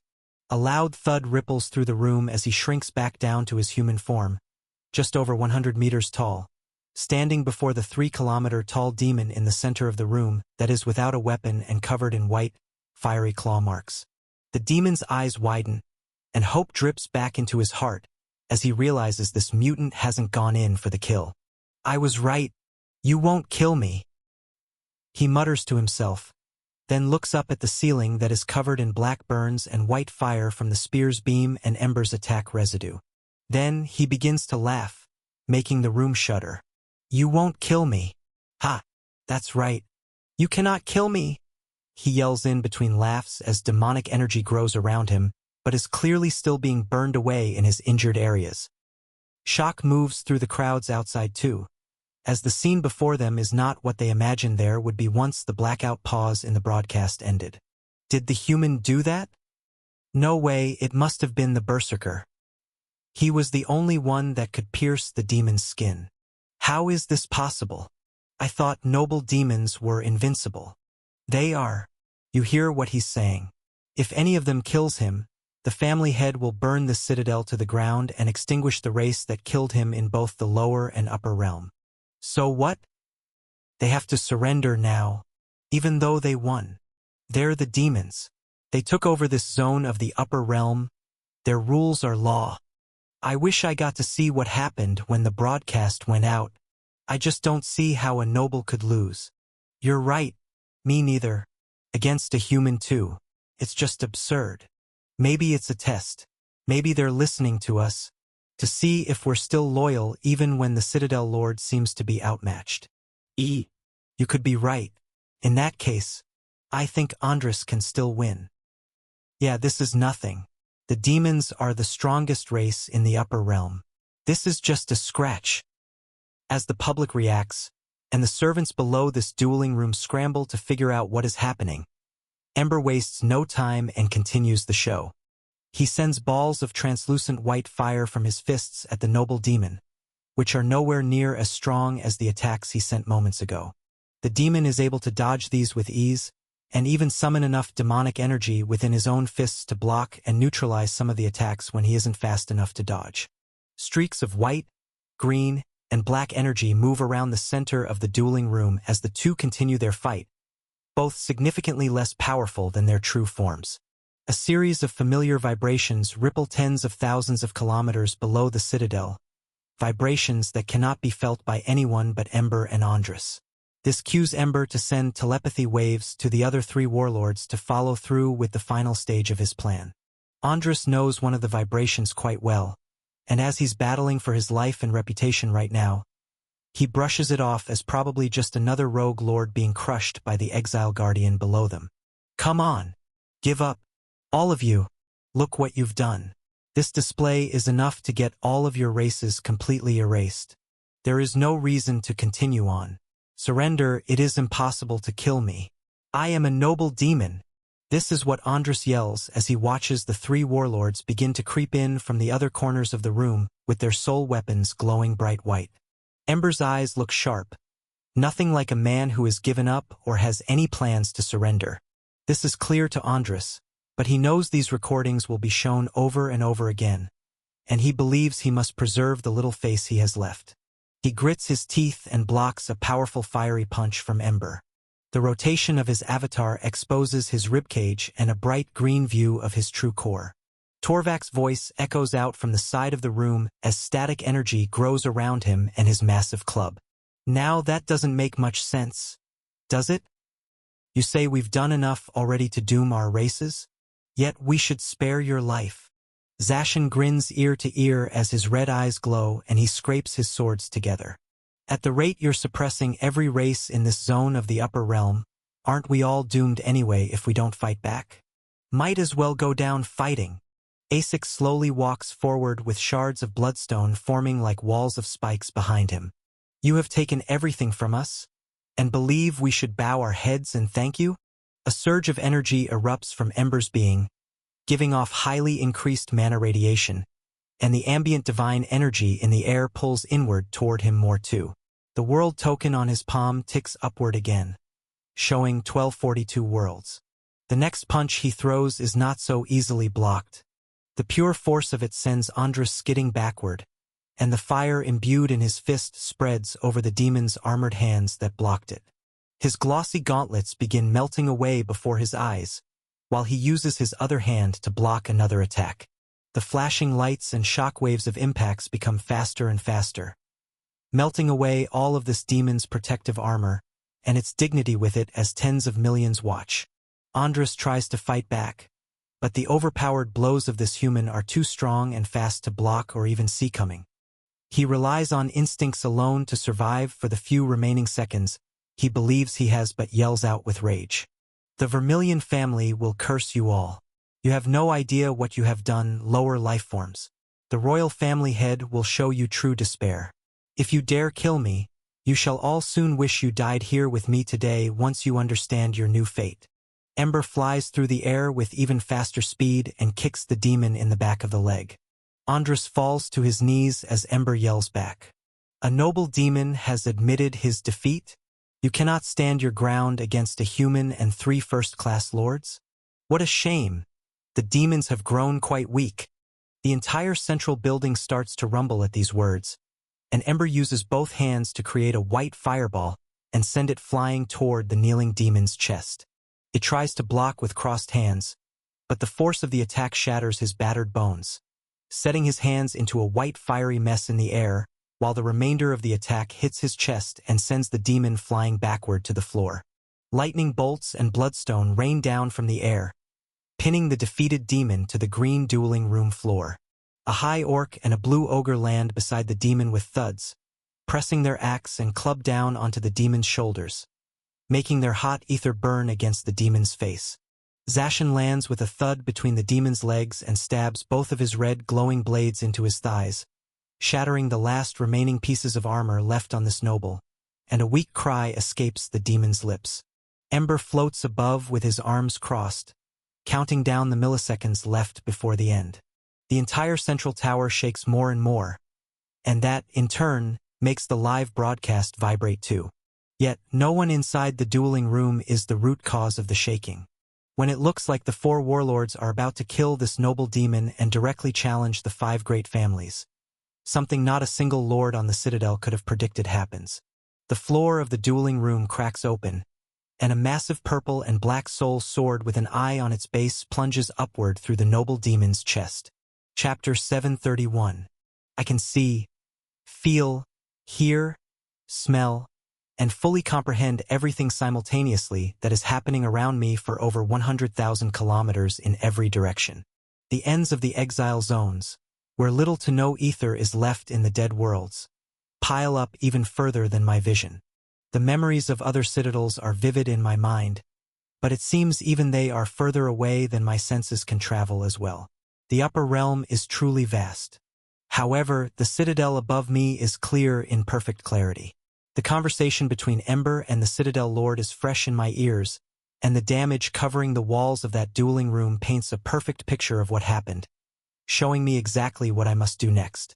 My conceal skill activates, and I begin changing my appearance. I continue speaking to the blue wyvern that watches me float above the split mountain, giving off an ethereal glow as I am showered in the rays of light from the power plant above. The guardian of your prison has been killed.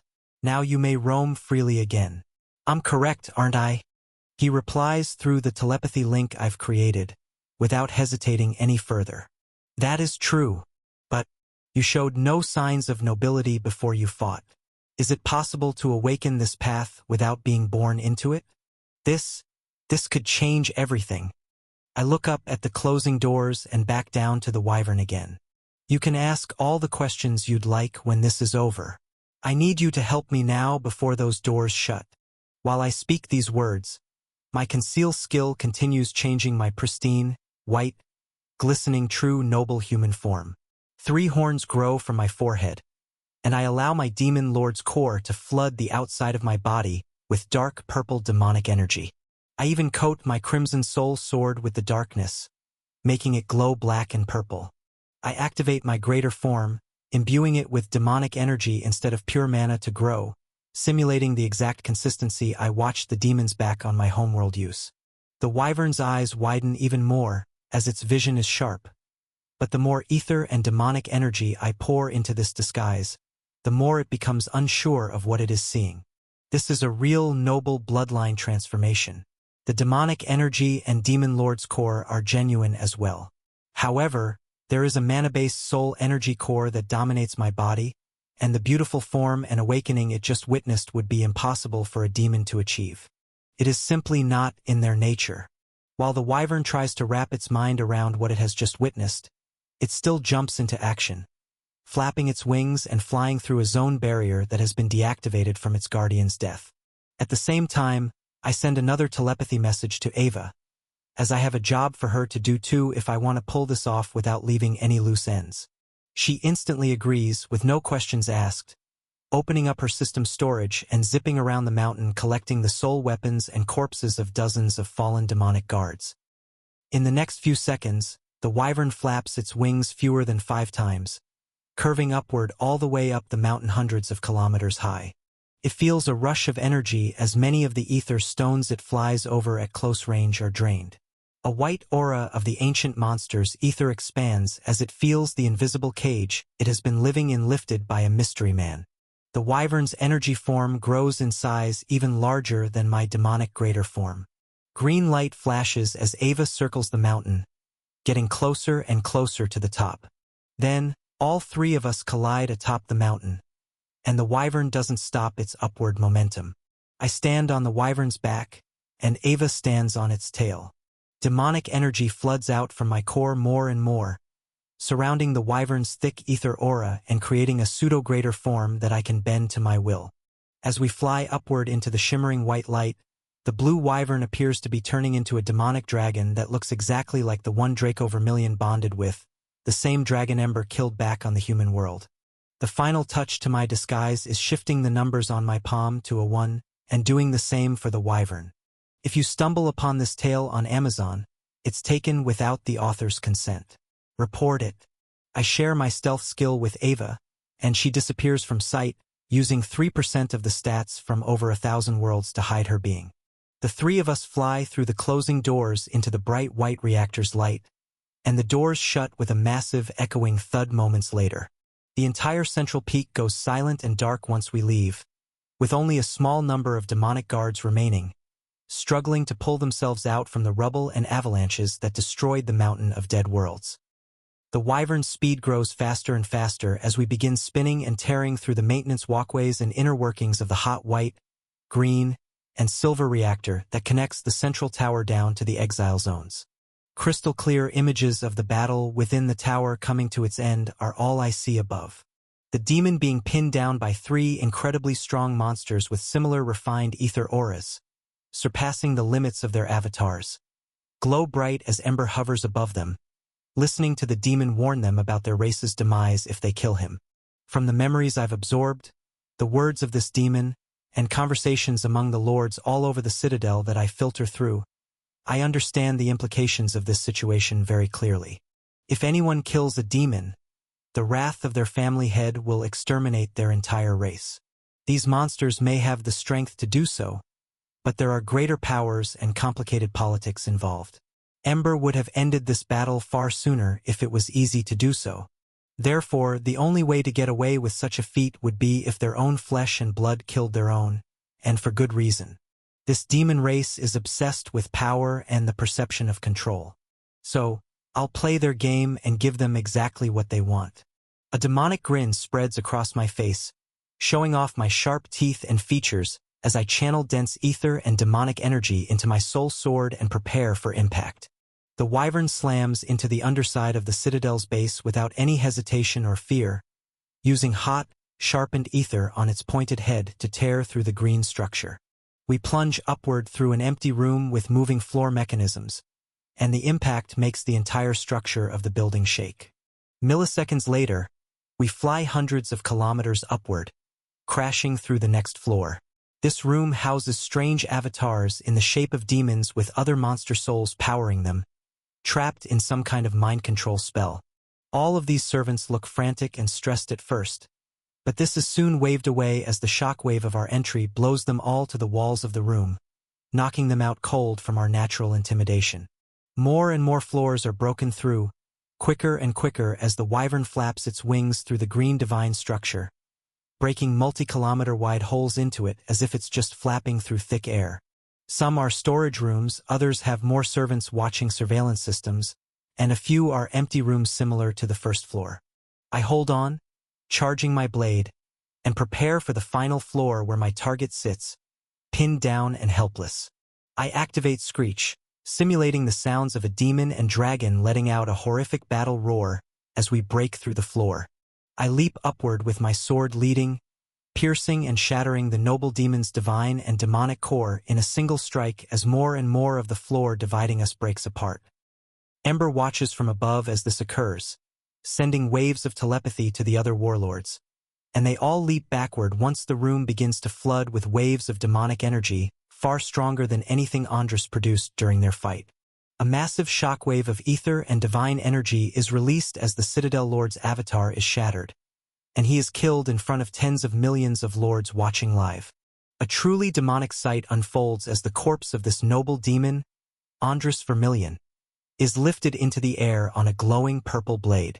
A black-horned demon riding a monstrous demonic dragon radiates more ether within the holographic interface than any of the other fighters in the ring. Strange readings show all the excess ether, demonic energy, and divine energy from Andrus being drained into this overwhelmingly powerful demon's sword and flooding into its body. The whole citadel shakes in fear as they both let out roars again, and the dueling room goes black. The citadel goes silent at the sight of this darkness, but moments later, questions immediately erupt among its residents. What happened? It's blacked out again? Why? Another demon came in to kill the Citadel Lord? That human did say he was dishonoring the Vermilion family name by admitting defeat. Could this be another test? No, it couldn't be. What's going to happen to the ogre conglomeration now? Yeah, we're not going to be exterminated now, right? I mean, it was a demon that killed him. When the darkness fades, only two living beings remain in the dueling room for the public to see. A demon and a dragon, slowly flying around the top half of the room. Below them, many corpses covered in dense demonic energy lie, dissolving as their shattered avatars return to the atmosphere. This includes the remains of the noble demon Andrus Vermilion and his soul-bonded dragon. Beside them, a dual-sided axe lies dormant and black, a spiked club near it as well, and two long blades crossed.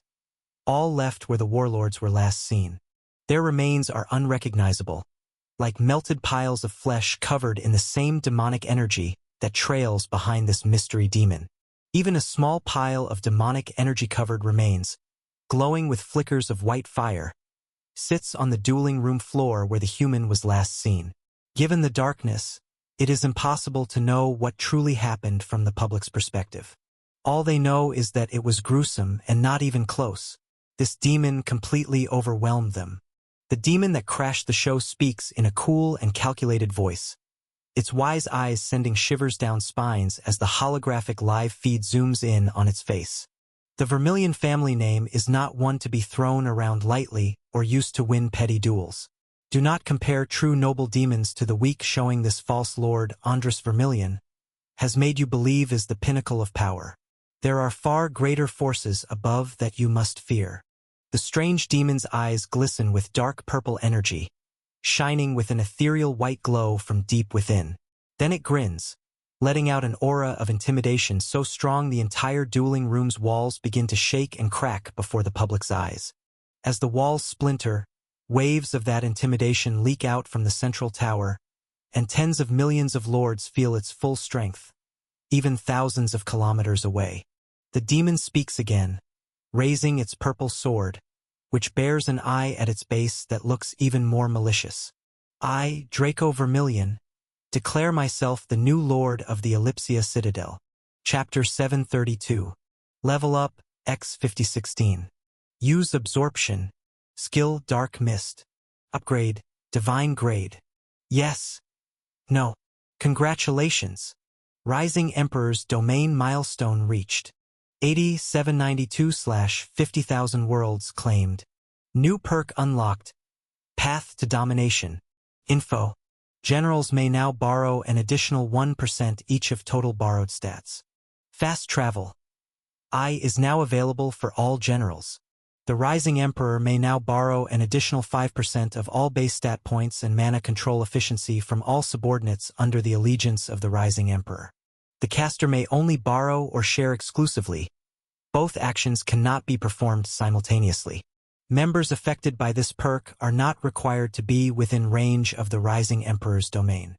This buff stacks with the Authority Among Worlds perk, Ruler of Worlds perk, World Collector perk, World Domination perk, Imperial Reach perk, Expansion perk, Dominance perk, Authority perk, Power Holder perk, and Ruler's Gaze perk if used simultaneously. The moment I kill Andrus Vermilion, A burst of notifications rushes into my mind. Over 1 million additional low-quality ether flows into my stores. A large amount of levels bring me to LV 38,205, and dense divine and demonic energy enters my body.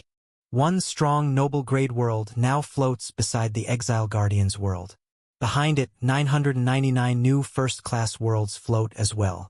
There are 2,841 second-class worlds, and 75,709 third-class worlds that enter the dark void within my mind too. Half of all these worlds are drained completely of their mana and life, and were just being used for stats bonuses. However, many worlds still house hundreds of millions of awakened, and this rise in links makes the amount of borrowed stats available to me skyrocket by over 10 times in an instant. This was expected. My main focus is now the Dark Mist skill upgrade I receive and the new True Core attribute that comes with it. From below, I can read this demon's status and see it using this divine grade skill, but the domain of darkness that fills the room has a far different aura rippling through it. It feels like a unique True Core attribute, but the vibrations of a noble being make it distinct and far more powerful. This ability flows into me along with all the demon's energy, and activating the domain in an identical fashion becomes second nature.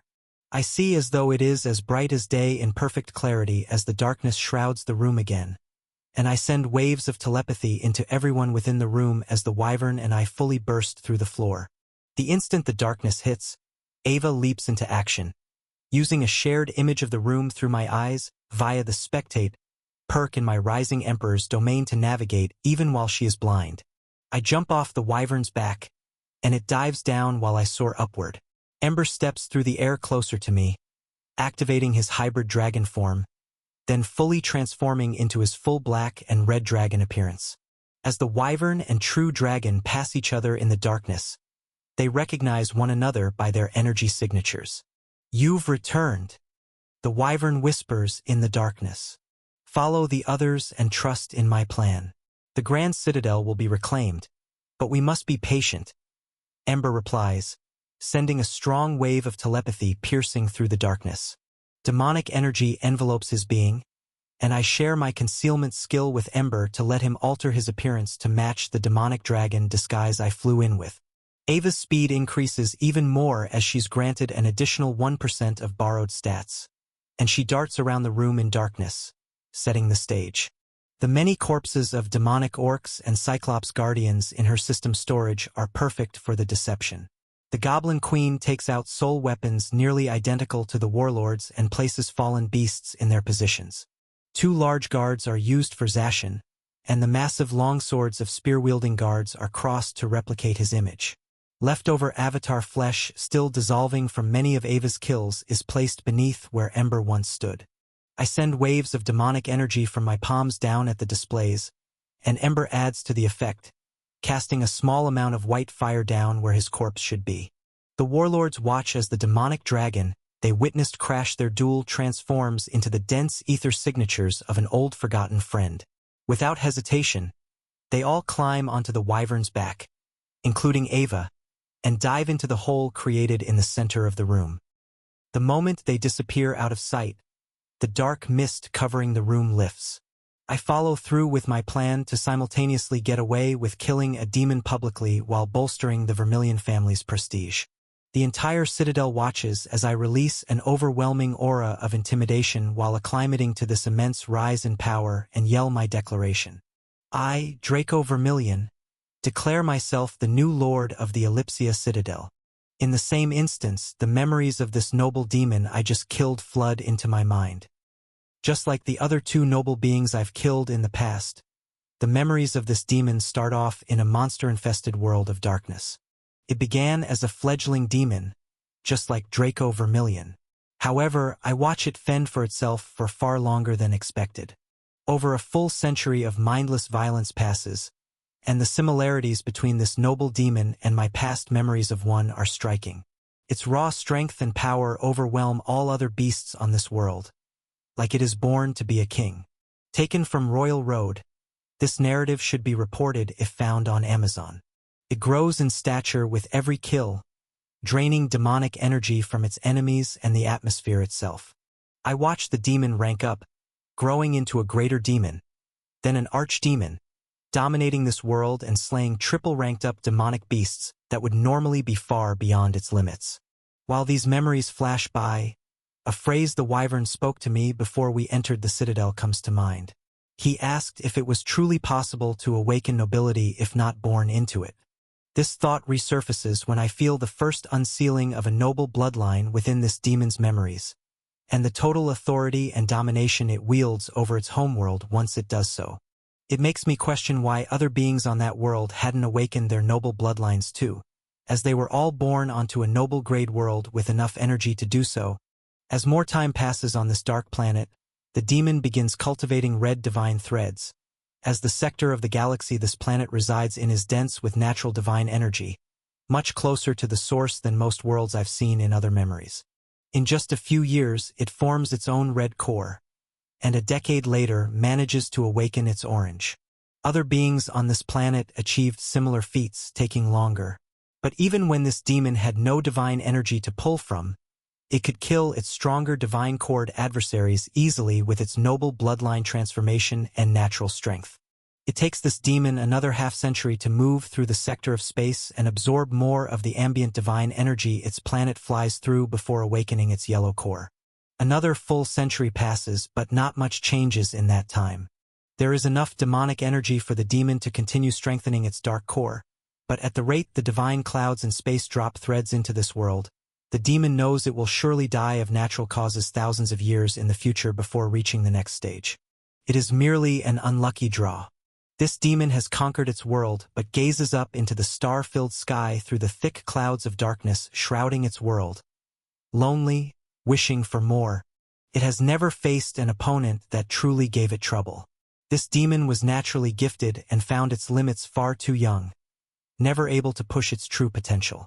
That is, until one fateful day, as it stares up into the endless starry sky, a shadowy horned figure descends to its world.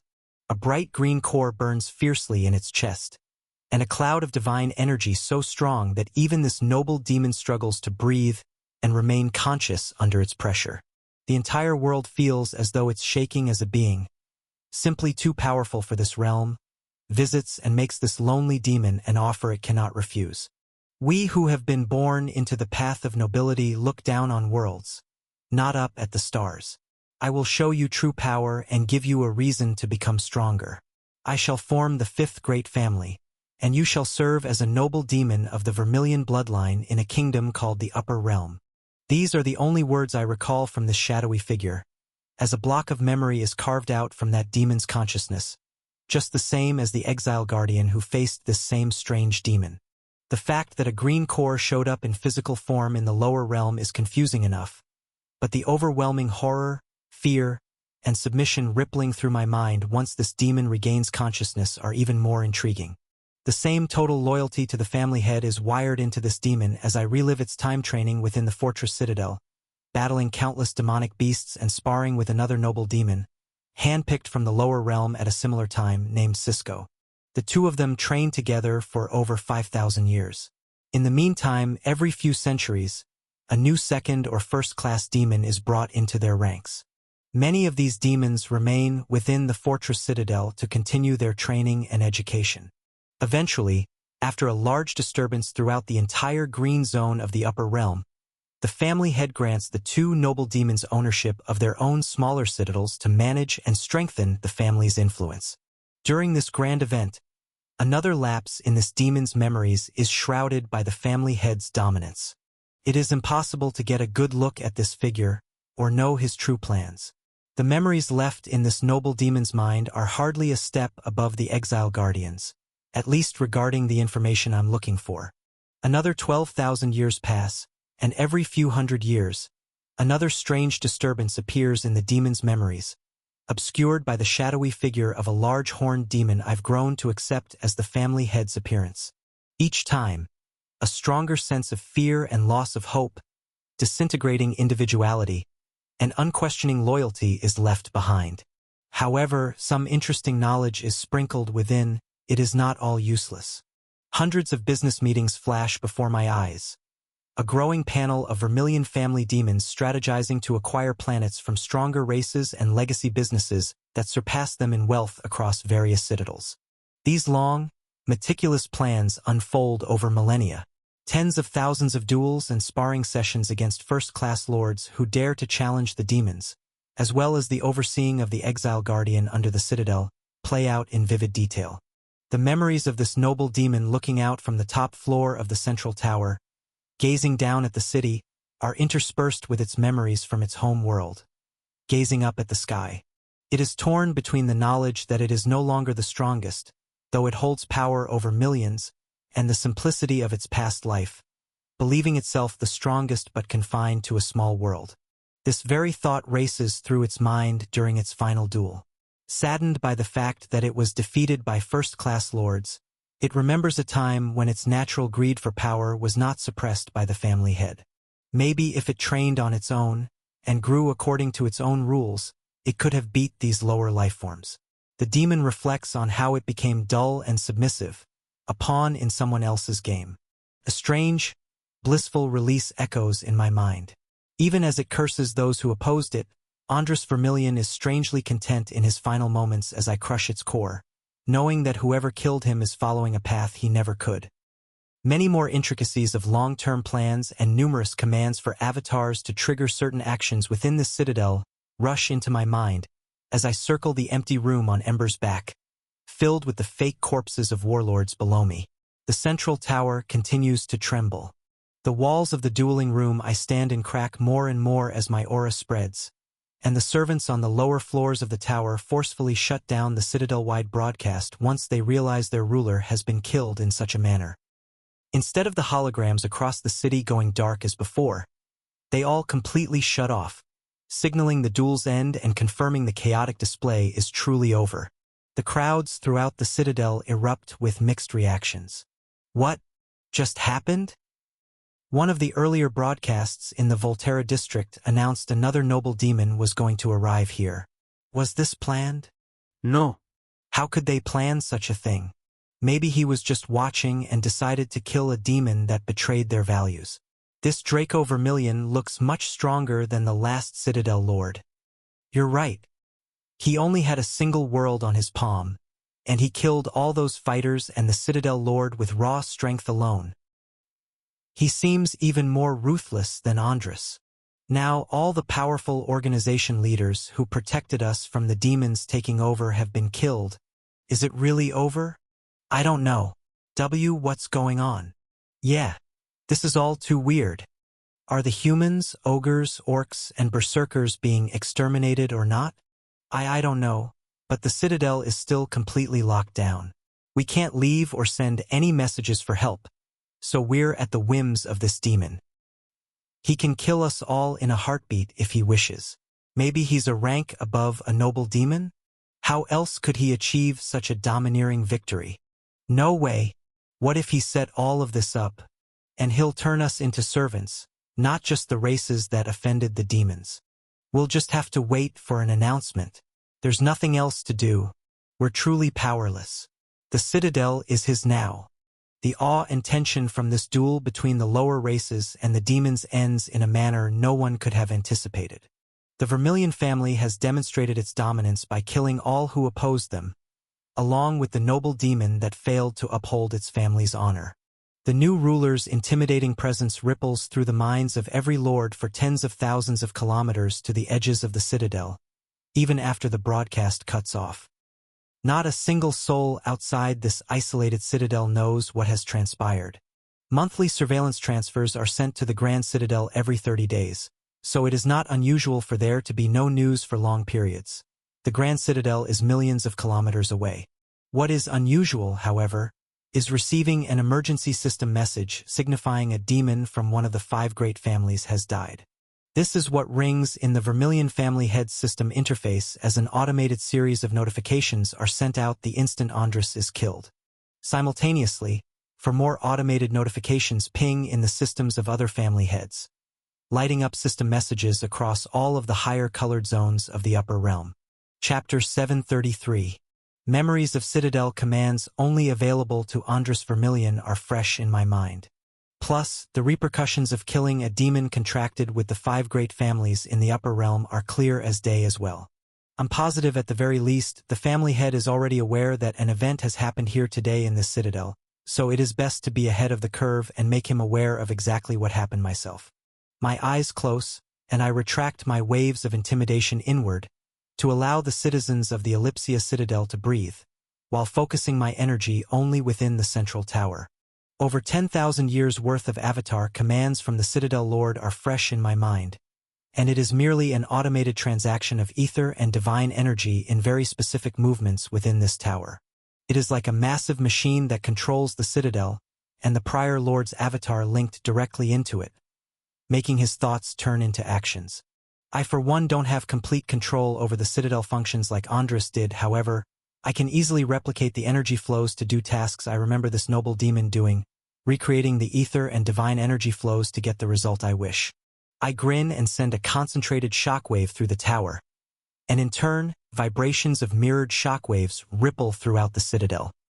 The vibrant green glow that surrounds every building goes dark, spreading from the center of this massive city and spreading outward like a virus. In a matter of seconds, there is a total blackout for tens of thousands of kilometers in every direction. All of the surveillance systems, fast travel orbs, and system commands linked to avatars go dark.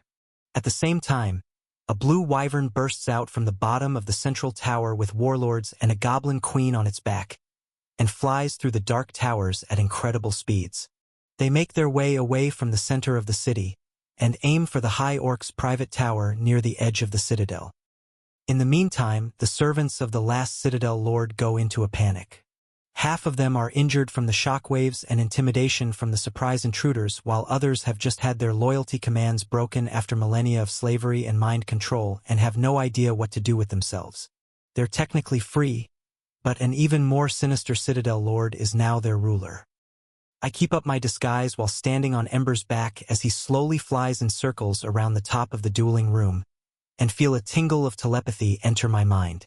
I knew you would show up, but I can't say I expected such an incredible display. Congrats on unsealing your nobility, and officially, welcome to the upper realm. I inwardly smile and reply, oh, there's no time for congratulations yet. We just kicked the bee's nest. While it was quite the genius play, you're the one that forced my hand to do it. I would have come up here in far more simple terms if you did not challenge a noble demon to a deathmatch impossible to win. All I get back is a grin that matches mine, but I let out my aura of intimidation again and continue my words. For this next phase of your scheme, reclaiming the Grand Citadel, I'll be the one constructing the plan. Now, I have a far better understanding of the upper realm. Ember flaps his wings and circles the room a few more times. Oh, I'm aware, and the warlords are eager to meet you as well. The stage is all yours. As I sense these warlords and the geopoint of Ava disappear into a private tower, I send a new pulse of ether and divine energy surging through the citadel. From the center, it's as if the central tower is a stone rippling in a pond, relighting the green glow of hundreds of massive skyscrapers and reactivating tens of millions of avatars' commands. In the same surge, the servants working below the tower receive a telepathic command, mimicking what a normal order from their past lord would sound like. Unlike in the past, their minds and bodies do not move on their own, they have autonomy to do so or not, but none of them question the terrifying voice in their ears of the demon that just massacred all of the most powerful beings on the Citadel. It is telling them to send out a full surveillance update to the Grand Citadel, and to reopen all of the transportation and transmission ports to and from Ellipsia as if this never happened. This story has been stolen from Royal Road. If you read it on Amazon, please report it. In the same instance, large rectangular holes in the damaged dueling rooms ceiling open wide and Ember flies us up through them, taking us to the private lounges where the Citadel Lord and his 2 first-class henchmen once lived. We fly upward past many private training rooms and rejuvenation rooms, 2 of which are occupied by these 2 demons whose minds are still melted from earlier duels, vague memories from Andras Show Me Ember and Torvak's duels that started this whole conflict. We both inwardly grin while flying further up the tower, through opening and closing trapdoors triggered by my ether and divine energy simulated commands, until we finally make it to the top where a massive penthouse suite stands. We touch down in front of a large business table, a hologram transmission setup, and a one-way window overlooking all of the Ellipsia Citadel that I've declared ownership of. I chuckle to myself and speak out loud while my gaze looks past the thousands of towers and off into the endless green clouds. This place looks a lot nicer from above.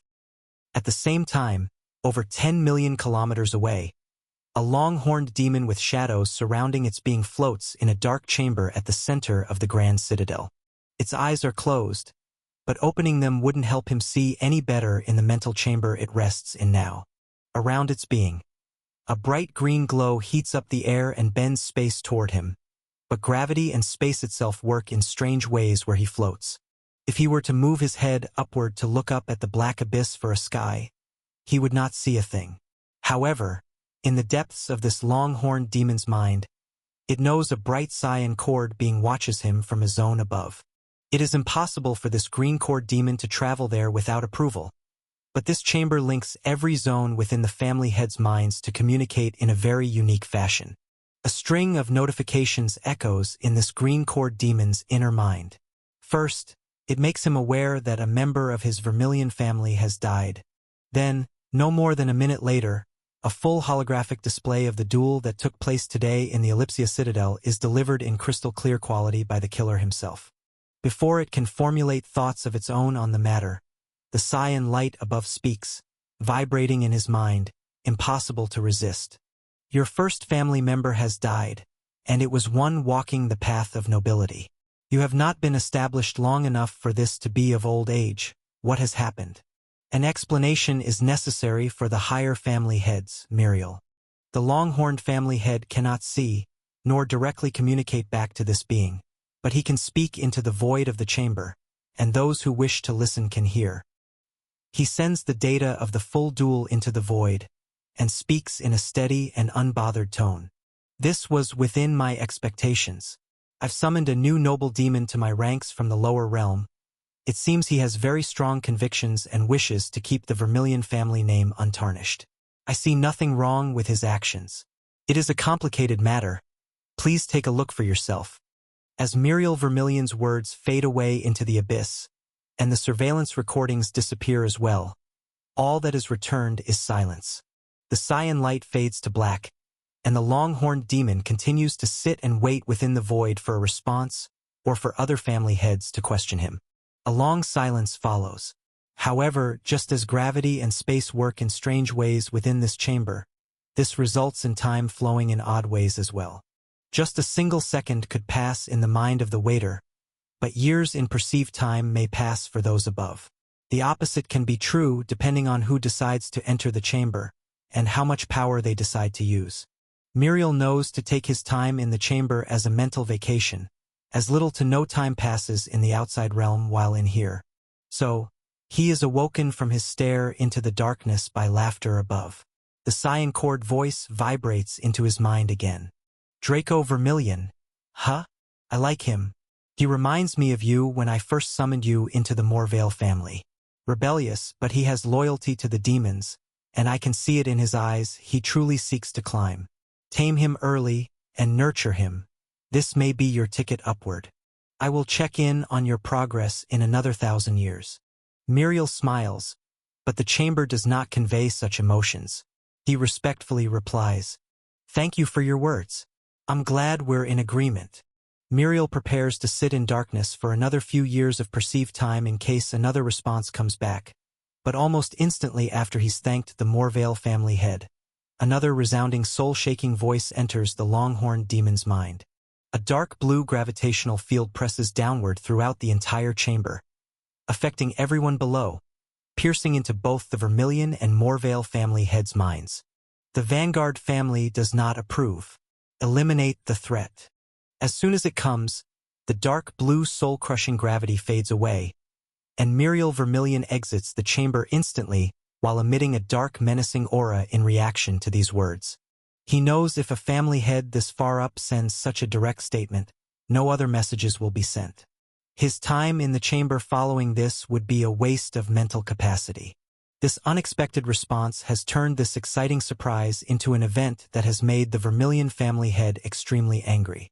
Muriel has been searching for a perfect candidate like Draco since the day he was accepted as the 5th royal family head. At times over the years, many of his subordinates have been taken by the Morvale and Vanguards in exchange for higher quality ether that cannot easily be found in this zone of the upper realm.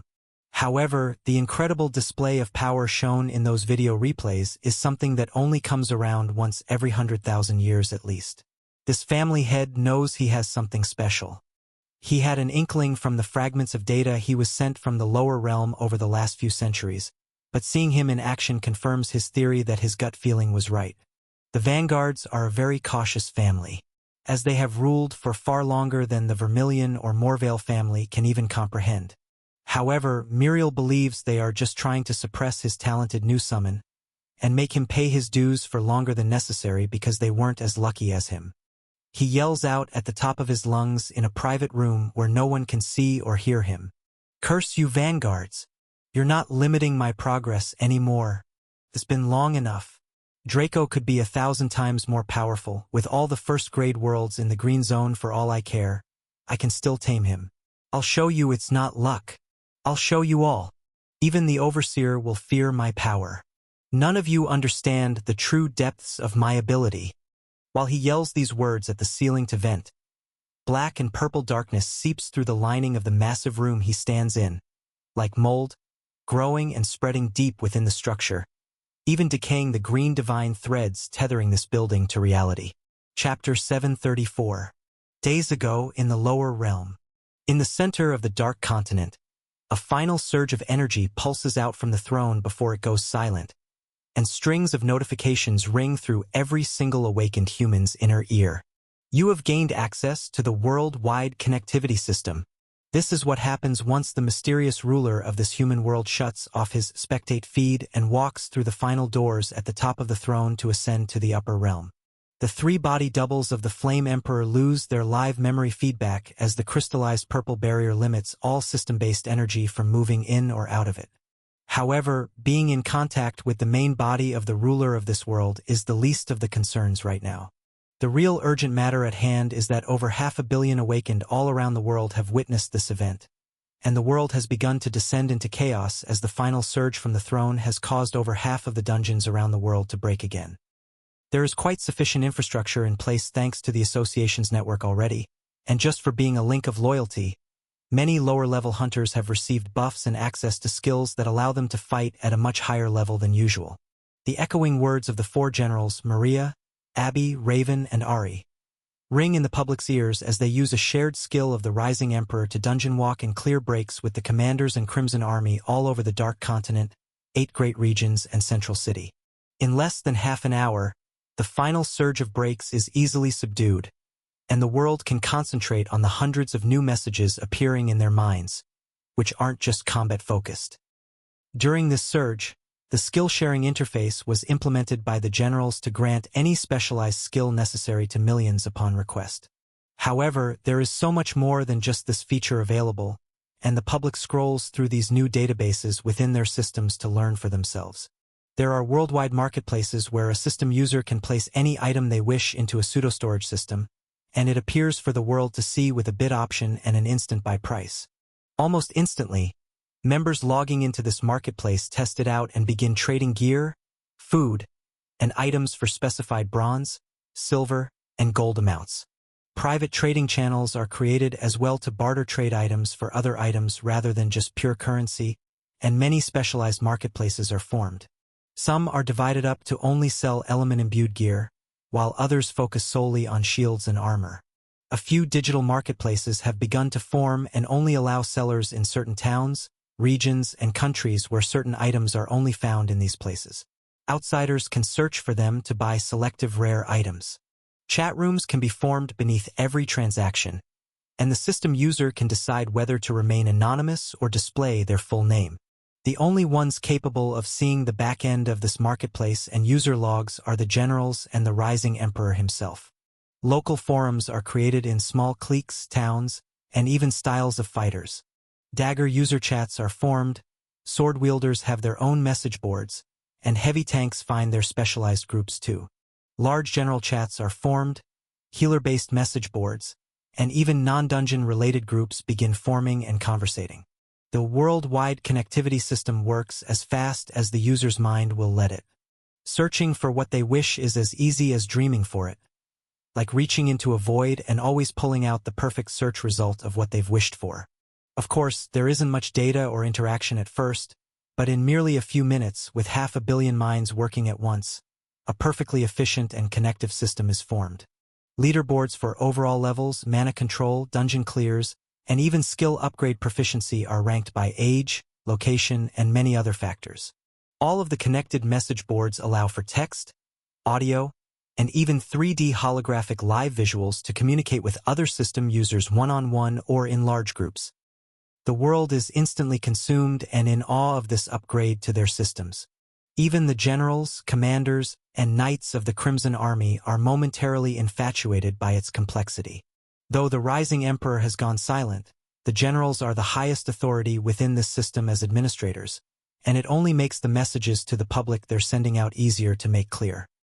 Hired help from Earth mages, architects, and city designers fill the message boards and are handpicked to build new infrastructure in the Dark Continent for the millions who say they would like to migrate here to see the throne for themselves and meet the generals in person.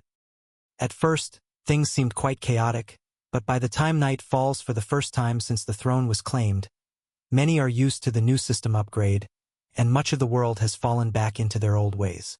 The author's tale has been misappropriated. Report any instances of this story on Amazon.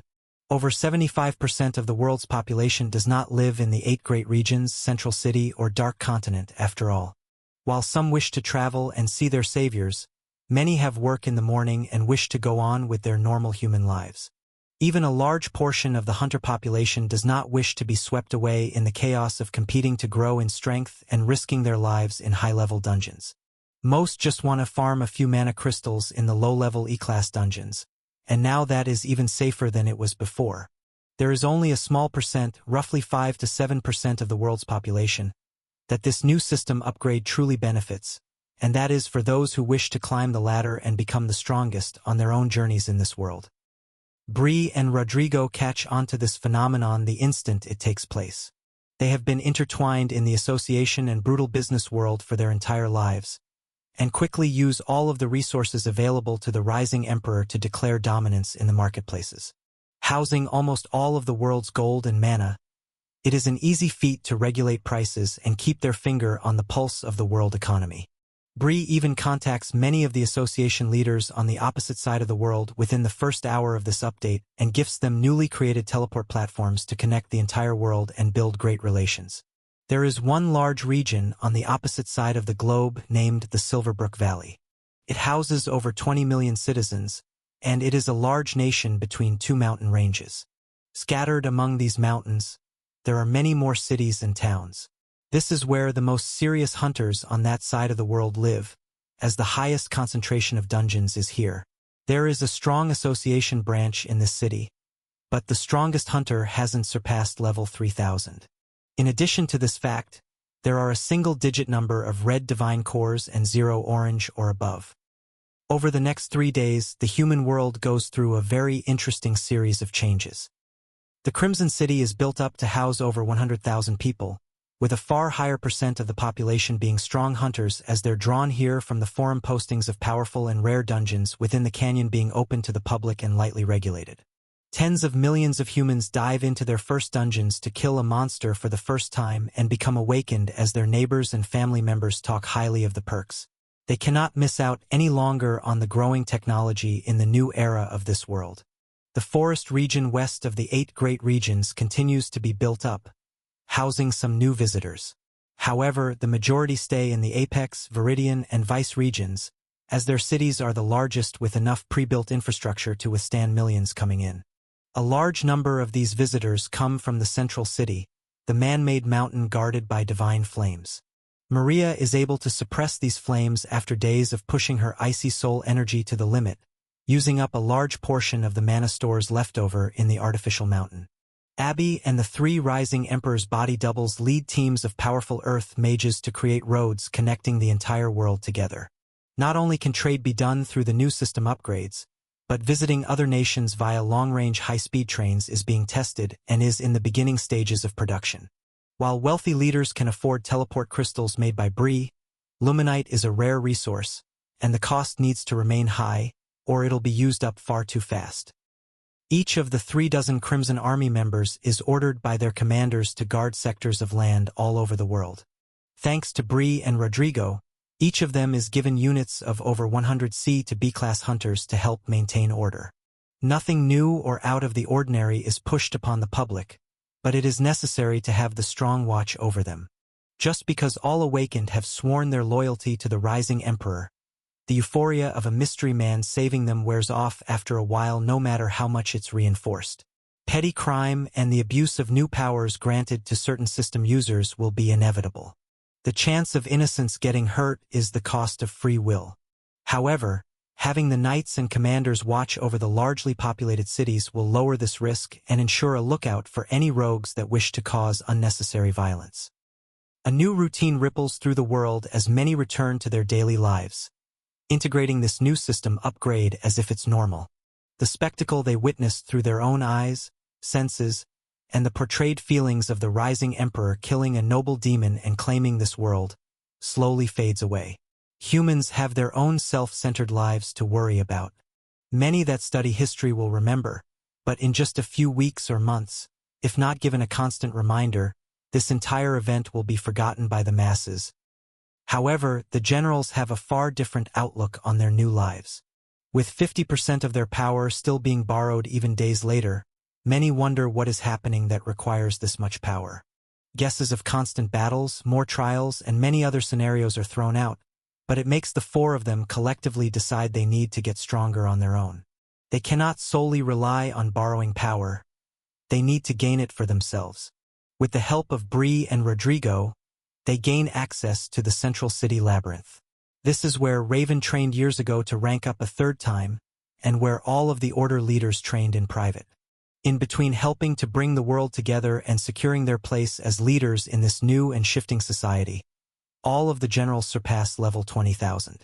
This is enough to awaken their third-ranked buffs and also use the shared, all-seeing eye skill to upgrade their base skills to Divine and Supreme grade.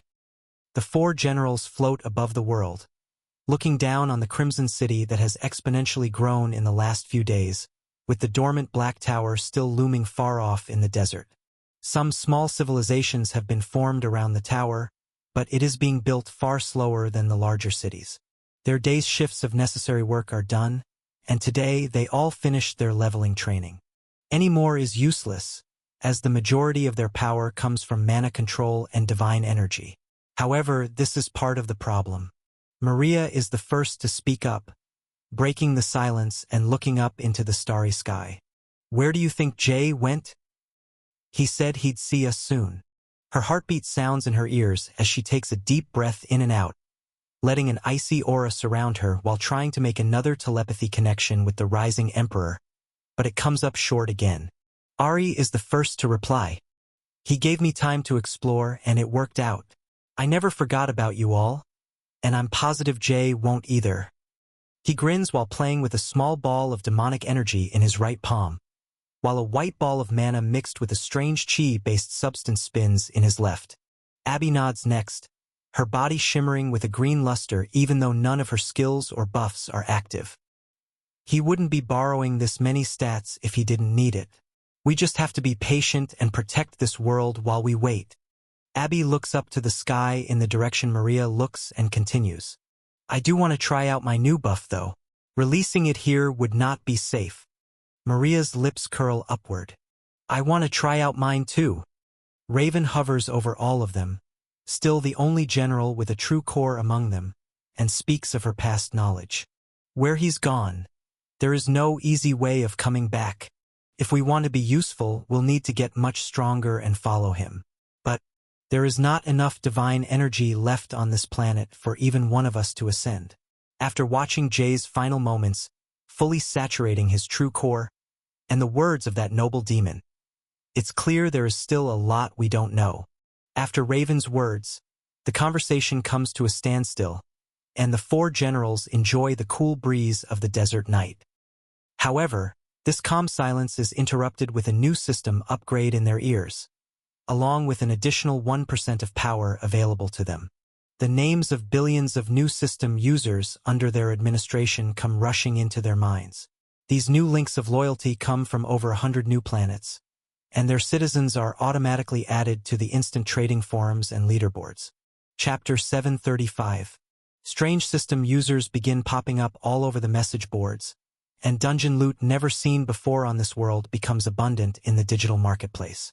The massive general chats grow over 100 times in size, but many other specialized chats naturally emerge for races, user strengths, and types of worlds. In the fortress within a mountain in the Apex region, Bree sees these messages flood into her mind too. She takes this information in the fastest out of everyone, and just as she established dominance in the human world's marketplace, she sets out to do the same here before anyone else figures out what is happening first. Bulk messages to high spenders are sent out in rapid succession to any and every world that will accept her offers, creating trade relations with all of the high rollers on every one of the 3rd, 4th and 5th class worlds before they even get used to their new systems. Bree sends telepathic messages to the 4 generals with admin permissions and ensures all of her trade offers and custom forums she creates are always pushed to the front of every new organic search. In return, she takes a special request from the generals to look for a rare item. As the minutes pass, the entire world goes through another massive shift.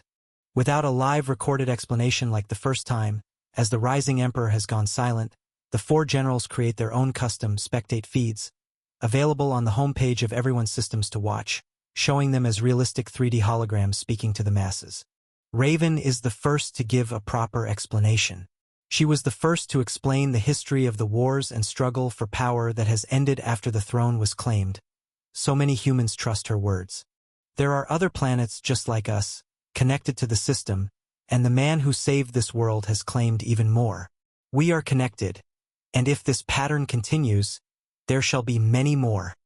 Millions of questions and theories rush in through the general channels, and they're sorted by commanders, knights, and the thousands of association hunters that follow below them. For the next few hours, questions are answered, and contact from other worlds begins, with goblins, hobgoblins, and goblin kings entering the chat rooms just as confused. They have a similar intelligence and processing speed as many humans. While at first the appearance of monsters in their minds is overwhelming, the constant stream of information soon makes things quite normal, and the hype dies down. The generals turn off their live holograms, and the moment they do, Bree asks them to come to the Apex region headquarters for an urgent matter. For teleport crystals are crushed instantly, and they appear on a lower floor where Bree requested they visit. She is surrounded with piles of priceless gear, piles of gold, and massive containment cases full of pure compacted mana. Just from the natural senses of the generals, they can feel hundreds of craftsmen and workers, solely employed by this woman above and below her on private floors of the Apex region's base that were used in the past for hotel stays and training rooms. However, she's commandeered them for extra help to take advantage of this new system upgrade to corner the markets, find planets that are low in certain resources while others are abundant, and begin acting as a middleman while marking up the prices before their rulers can even conceptualize how to use this marketplace. As a result, in mere hours, she's multiplied the planet's wealth and set her sights on one world that seems to have far more capable system users and high-level hunters than this world. The main reason she is still managing to churn an abnormally high profit through them is the interference in the search algorithms she requested from the generals earlier. When Bree senses they've all arrived, she pulls her widened eyes from her system screen and looks up while holding a single translucent containment case with a glowing yellow fragment in it. That request you made to acquire divine fragments at any cost? It looks like I found a dealer. There is only one world that has these yellow ones so far.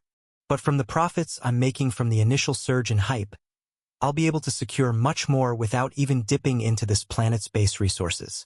Raven walks over first and replies with a smile. Excellent. We're going to need a few thousand more of these. At least. Her gaze turns back to Ari, and she speaks again. Get a few hundred red and orange fragments too. I doubt they'll be anywhere close to as expensive. This tale has been pilfered from Royal Road. If found on Amazon, kindly file a report. Ari nods as this is true. He still needs to start from scratch.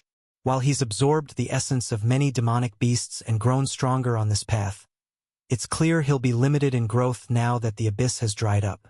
Over the last few hours, a few dozen new planets have been added to the system user base, but none have any intelligent life that have entered the forums or marketplaces. He adds to Raven's request: demonic energy and concentrated essence. I need these to grow stronger as well. Bree raises an eyebrow. Demonic energy I can do. These new planets coming in are growing with strength every time. The sandworms are too simple-minded. They'll never join the marketplace. These demonic orc and cyclops planets look hopeful, though. I'll keep sending messages to their strongest until I get a hit. But concentrated essence? I'm not sure I've heard of this before. Ari raises his left hand, and a white energy swirls above it. Bits of purple and black light glow within it too. But Ari tries to filter it out as best he can, making it pure. I killed an extremely powerful demonic beast during my training within the abyss and managed to adapt its essence into my system. It has a base of chi, and since killing that first ascended, I've managed to cultivate it from almost every demonic beast I kill, in very small amounts from their fresh corpses. It is compressed and refined in their bodies and minds over hundreds, possibly thousands of years. This is a rudimentary form. The chi I use from crystals helps keep it in its physical form for me to wield it properly. But pure crystals dilute its refinement. I need real essence from demonic beasts. Bree taps her system while listening to Ares' words, but nothing shows up at all. She just nods and replies, "Nothing yet. But I sent a query out to all of my craftsmen. They'll be on the lookout too." Her gaze moves to Abby next, and she just crosses her arms, shimmering in a strange green light while replying. "Just yellow fragments for me, no special requests. Well, I guess if there are any healers on other worlds with unique items or skills similar to mine, I'd like you to forward me their system contacts. I'm looking for information." She pauses and thinks for a moment, looking up at the ceiling. "My only clues to what my immortal form really is has gone dark. The new buff I received isn't helping to make things any more clear. If anything, I'm even further from the truth again." Bree nods, and at the same time, a rush of notifications streams into all of their minds again as 1,000 new worlds are added to the system, over 900 of which are unintelligent demonic worlds. However, a small amount of the incoming first-class worlds have triple-ranked-up beasts that are capable of complex thought. The single noble-grade world has thousands of intelligent system users as well. Bree is completely absorbed with this time-sensitive matter and looks away from everyone, diving deep into her consciousness and making contact with these strange new worlds to try and strike deals before anyone else can. Her entire team of workers is on it too. Maria's eyes light up at this news as well. Initially, it is not because of the possibilities of profits, but because whatever strange barrier was limiting all contact from the rising emperor for days has now been completely lifted. As the display of his levels and available skills just rose, it's clear he is in the middle of deadly battles. This is reinforced by a second influx of 79,550 worlds to the system interface just moments later. Trillions of new links of loyalty instantly join into the chaos of the worldwide connectivity system, and all of the generals are granted a new strange perk called Fast Travel, along with an additional 1% of borrowed stats. The absurd amount of new links of loyalty makes the possibility of pulling a large percent from this pool of power no longer an option. Doing so would create a well of gravity and aura too dangerous for this small world to withstand.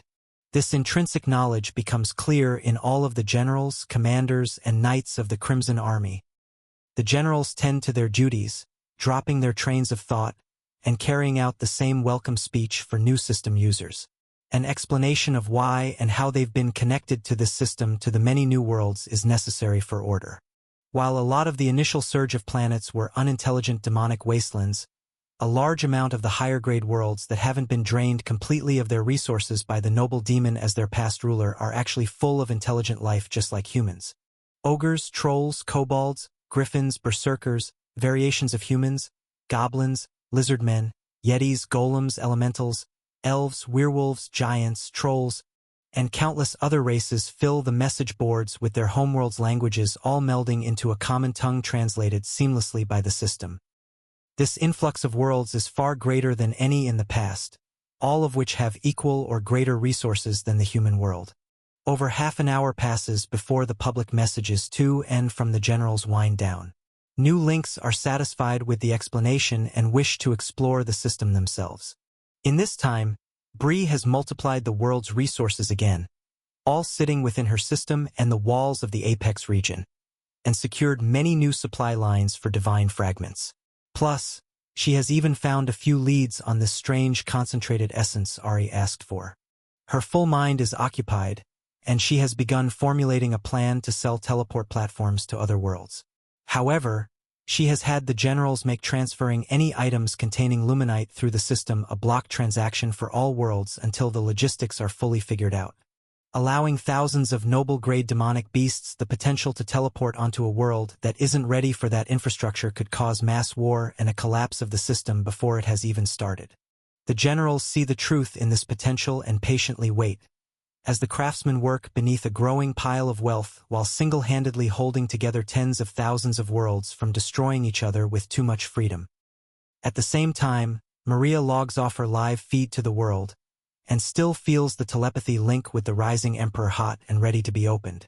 But just as before, she doesn't want to forcefully open it just yet because he just felled another monster, hence the new skills and levels. However, to her surprise, the link is opened from the other side, and a voice comes through audible only to her ears. Getting to a safe place to call took longer than expected, but I made it.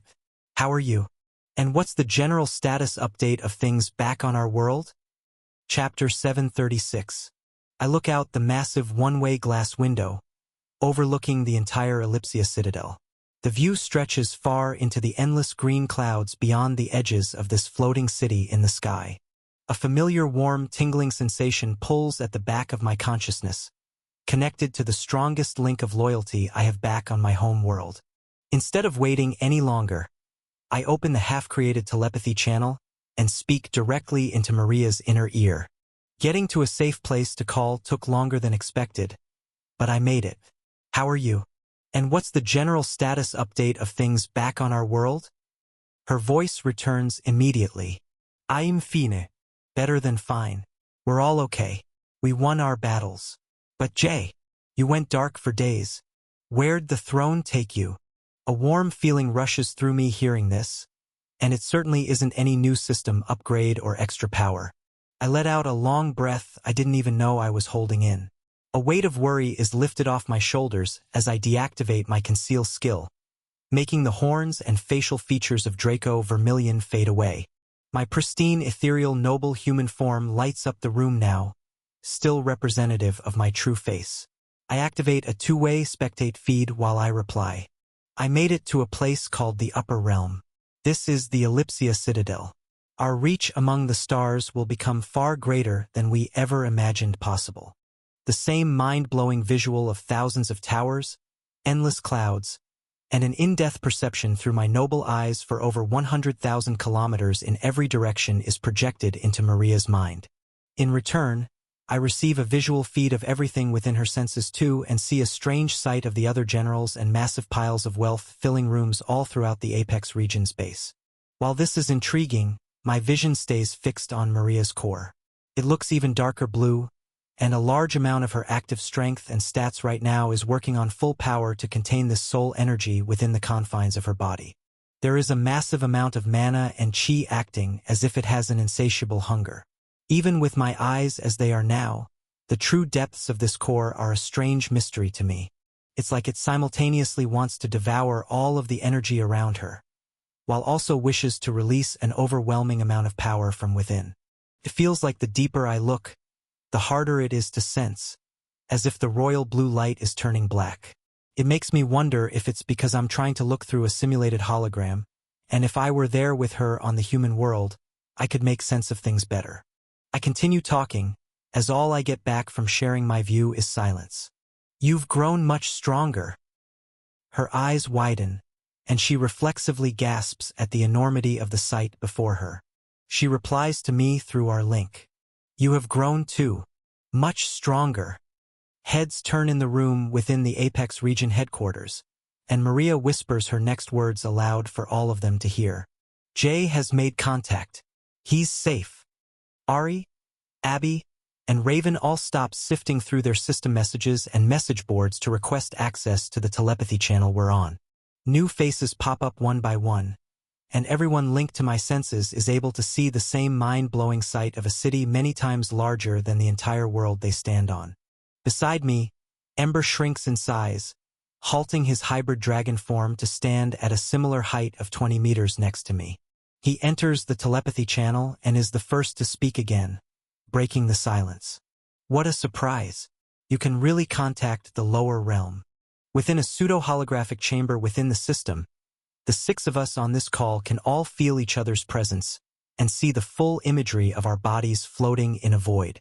Ember's eyes sweep over everyone on the call, but his gaze stops on Abby. You managed to awaken that ability already? Ember grins while Abby's eyebrows raise. What ability? What do you mean already?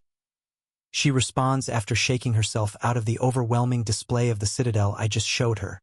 The narrative has been taken without permission. Report any sightings. His eyes move up and down the others, but he doesn't care much for what he sees.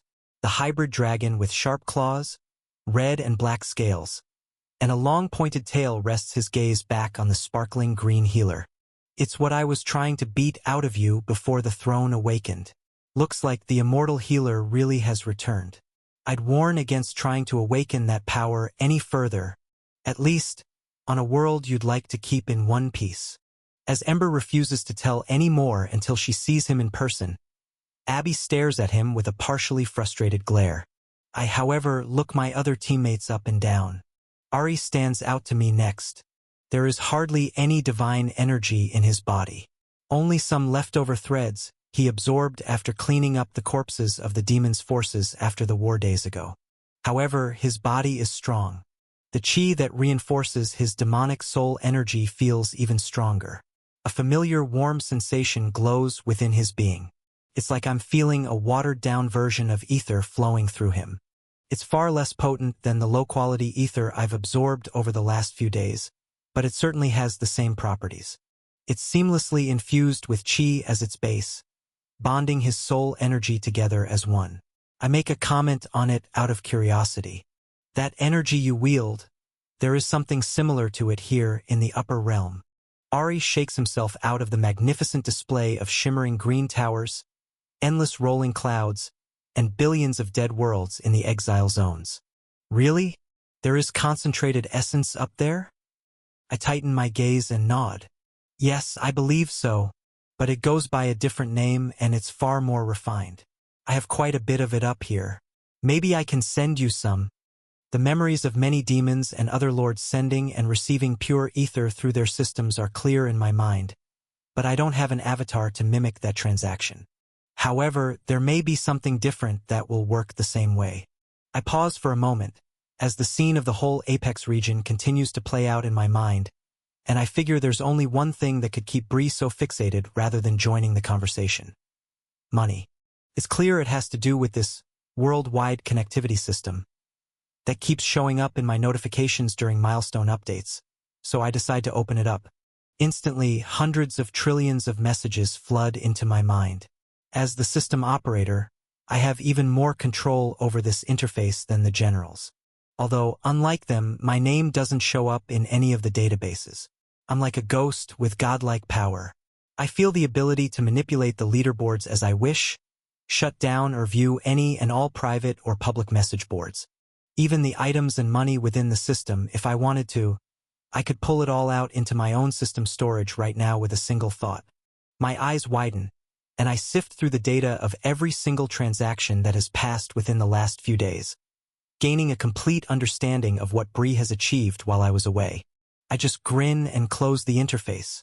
The small, harmless manipulation they're doing now to keep order among worlds is more than enough to maintain peace and profit in the meantime. I will remain a ghost and not interfere in the worldwide connectivity marketplace. It should remain a tool for the planets of the lower realm to compete, trade, communicate, and thrive. Yes, I do believe it will be possible to transfer materials between realms. I will look into it further later, but it looks like Bree has already secured you a means to grow stronger. Focusing on compressing your true cores should be the priority. As our perception is linked, Ember and these 4 generals all witnessed my peek into the system, but none of them comment on it. Ember is not surprised, while the others are still taking in the awe-inspiring upper realm. A look into a deeper level of the system interface they are already accustomed to isn't that surprising either.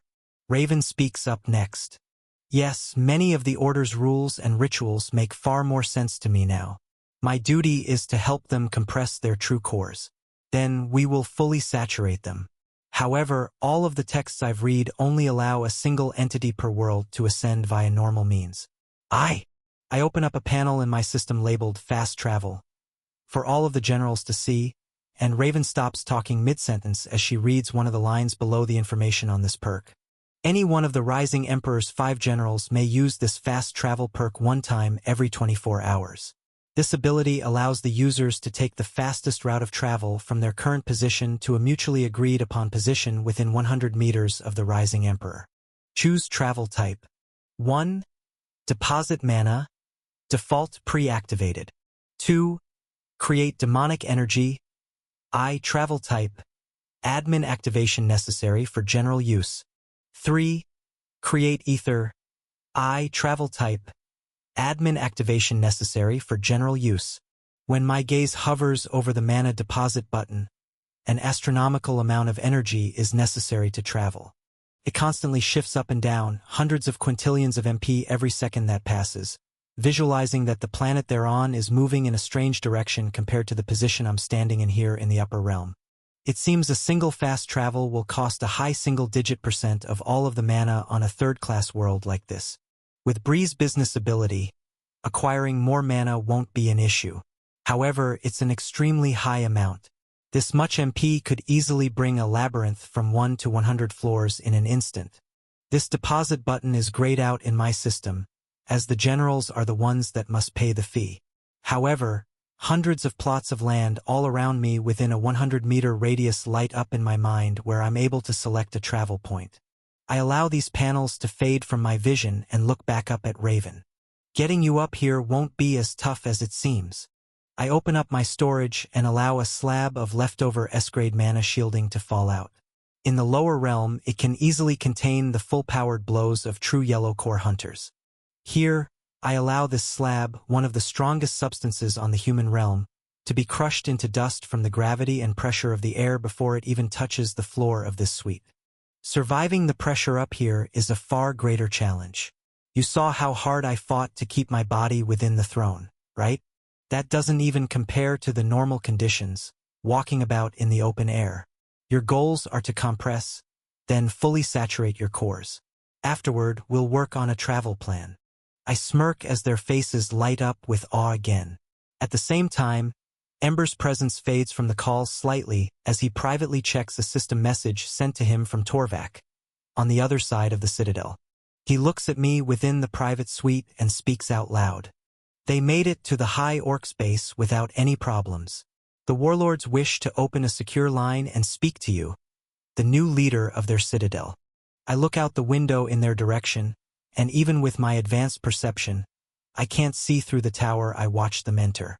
I reply with a slow nod, activating my mana manipulation's true core ability to form shimmering green replicas of Abby, Maria, Ari, and Raven within this room. Very well, connect us. We'll take the call together. Chapter 737. As green divine energy holograms of my teammates form around me, my shared vision with them allows them to feel as though they're in the room with me. Ember waves his clawed hand, and a system message expands to connect with the demon's communication setup in front of the long table used for business meetings. Facing the glass wall, Ember, Abby, Maria, Ari, Raven, and I look forward at the city. Looking back, in between us and the Citadel, Torvak, Asik, Zashin, the Blue Wyvern, and Ava look back. Torvak initiated the connection, so he is the first to speak. This is more faces than I expected. The massive blue ogre, speaking, turns its gaze across everyone in the room. But surprisingly, my noble human form is larger than this first-class monster. Even the dark-armored high orc, Goblin Queen, and massive Berserker Giant. All of them stand at heights shorter than my own. The only exception to this is the enormous blue wyvern, whose natural form dwarfs all of us. The blue ogre's gaze sweeps across all of us, lingering on Ember the longest out of everyone, but stops on me when he speaks. So, Seraphel was telling the truth. There really is such a thing as a noble human. I cannot verify these claims with my experience alone, but you certainly are no normal man. His head turns to the wyvern, and he nods back, speaking in the deep tone I heard in the exile zones. There is no doubt in my mind it is true. Even if it is meant to be impossible, this is the first noble human I've seen in all of my years alive. The wyvern's gaze scans us just like the blue ogre, but it is more interested in the 4 generals I've created holograms of. And who are these guests? More humans, using a strange, unique transmission device local to your system. Its eyes shift back to mine, waiting for an answer to its question. I inwardly grin and let my guests do the talking. Maria is the first to talk back. Yes, we're humans, and you're a real wyvern. I make real-time adjustments to her expressions but leave out the intricacies of her core. The same goes for the others. All that is being projected is a detailed outline using green divine threads. Abby speaks next, more focused on the point with her arms crossed. We're from the lower realm. Ari and Raven are both awestruck by the figures they see before them. Having tens of thousands of worlds connect to their system with other intelligent races to interact with is one thing, but standing in a room with other lords like the Rising Emperor, with a backdrop of an enormous kingdom in the sky, is rightfully mind-blowing. Despite this fact, the humans that look up at the massive monstrous lords are not the ones with the most surprised looks on their faces. Asik, the High Orc, commonly holding a stoic and unchanging expression, even in the heat of deadly battle, shows surprise and interjects the moment Abby reveals where they're from. The lower realm? What are you saying? That right now, we're having a live conversation with beings not here with us in the upper realm? I thought one of the Overseer's artifacts was necessary for a feat like that. I smirk and start shifting my mana manipulation skill, combining the conceal aspect to it to paint a more realistic picture. Yes, it's true. Yellow divine cores and the coloring of flesh appear before the warlord's eyes. I leave out soul energy, ether, and demonic energy in these visuals for simplicity again, but this is more than enough to even shock the wyvern. Impossible. Zashin's initial reaction is shock, but now he just lets out a laugh. Ember told me this would be entertaining, but I never could have guessed it'd be something like this. He laughs again, and a flash of the red I witnessed during his battle pulses in his eyes, but he keeps his composure while Torvak speaks next. If you discover this tale on Amazon, be aware that it has been unlawfully taken from Royal Road. Please report it. Yes, as expected, our leader of the past would only return prepared. It would need to be an outlier that defies the rules of the upper realm to soul bond with a human. His gaze locks with mine. So, you've caused quite the political event. You must have a plan, right? We have 3 weeks at most until the automated surveillance footage of Ellipsia reaches the Grand Citadel. I speak again, looking past all of the warlords, out into the endless green clouds past the edge of the Citadel. I've already sent the footage of our duel directly to the Grand Citadel Lord. My face shifts to a demon's, and horns grow out from my forehead, then disappear and shift back to show my noble human form again. He was expecting me, after all. What is a better way to infiltrate this demon's home than to be invited in? Upon saying these words, the memories of Andrus Vermilion resurface. There is a very clear pattern that occurs every time a new demon is brought up from the lower realm. The usual citadels that the fast travel systems bring them to are Ellipsia or Mensa, and the Vermilion family servants escort them to the central towers to be processed by the noble in charge. Andrus processed many of these new demons and sent them off to the fortress citadel for training. On rare occasions, usually when the new incoming demons were very strong first-class warriors, they were sent directly to the Grand Citadel at the end of every monthly processing cycle in order to participate in a fighting tournament to show their skills to the family head. After both of these processes, the demons that were sent off always came back very different, and usually it took decades for them to return. With these thoughts in mind, and many memories of both the Mensa Citadel and Fortress clear in my consciousness, I continue speaking to the warlords. There is nothing to fear. I wouldn't have made contact if it wasn't part of the plan.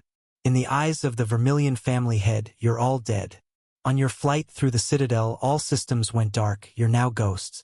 I've shut down the surveillance within this central tower completely as well. Nothing we're saying now will ever be recorded by the Citadel surveillance. Zacian's eyes glow even brighter red, and he butts in.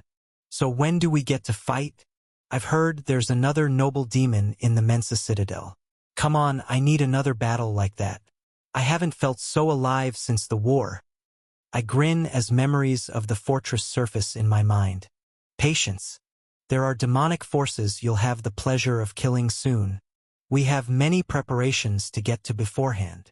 My gaze leaves his and sweeps across everyone in the room. All of the warlords look at me with a combination of awe, respect, unease, and loyalty, all for different reasons. Ember just watches me speak with a mysterious look on his face, letting me take the reins now that he's managed to bring us all together. I speak to my 4 human generals first. As discussed earlier, you know what you must do, and as fast as possible. Then I turn to Ava. You were not seen during the dueling recording, so technically, you're just a freed exile in the eyes of the Citadel. I have a special job for you, and it involves leading other freed exiles below that may be in chaos now that the Guardian was killed. Everyone patiently waits for a few minutes while I outline her job. Then I turn back to the warlords, tightening my gaze on Asik next. And you? I've heard the orcs can create quite intricate illegal avatars, right? He nods but doesn't respond, so I continue. Now that you're all dead, I want you to create new avatars without any limiters whatsoever.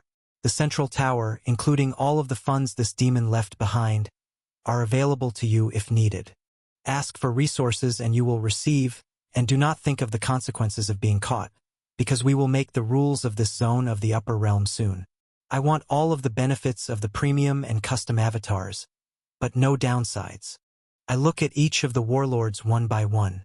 For each of them, Asik nods and speaks up. Understood. With enough time and resources, what you ask for can be done. I will need Torvak's help to source and create the perfect soul weapons.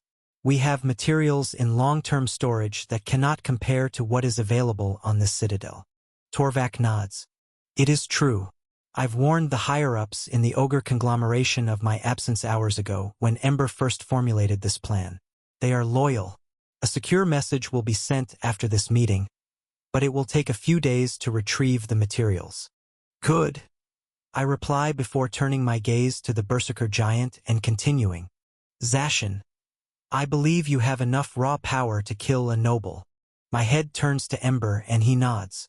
Yes, I believe all of the Berserkers would be able to do some serious damage if trained right. I will come to your base and personally train them. I turn to the Blue Wyvern, who has gone silent, still looking at me with curious eyes full of wisdom. You had a question for me before we came up here. If the path of nobility could be followed without being born into it. I pause for a moment. Apparently, the answer is yes. The eyes of this creature show shock again, as my words infer that I was not always like this. However, my next words make its hopeful expression fade. I don't know how to replicate it on anyone else. There is still a lot for me to learn.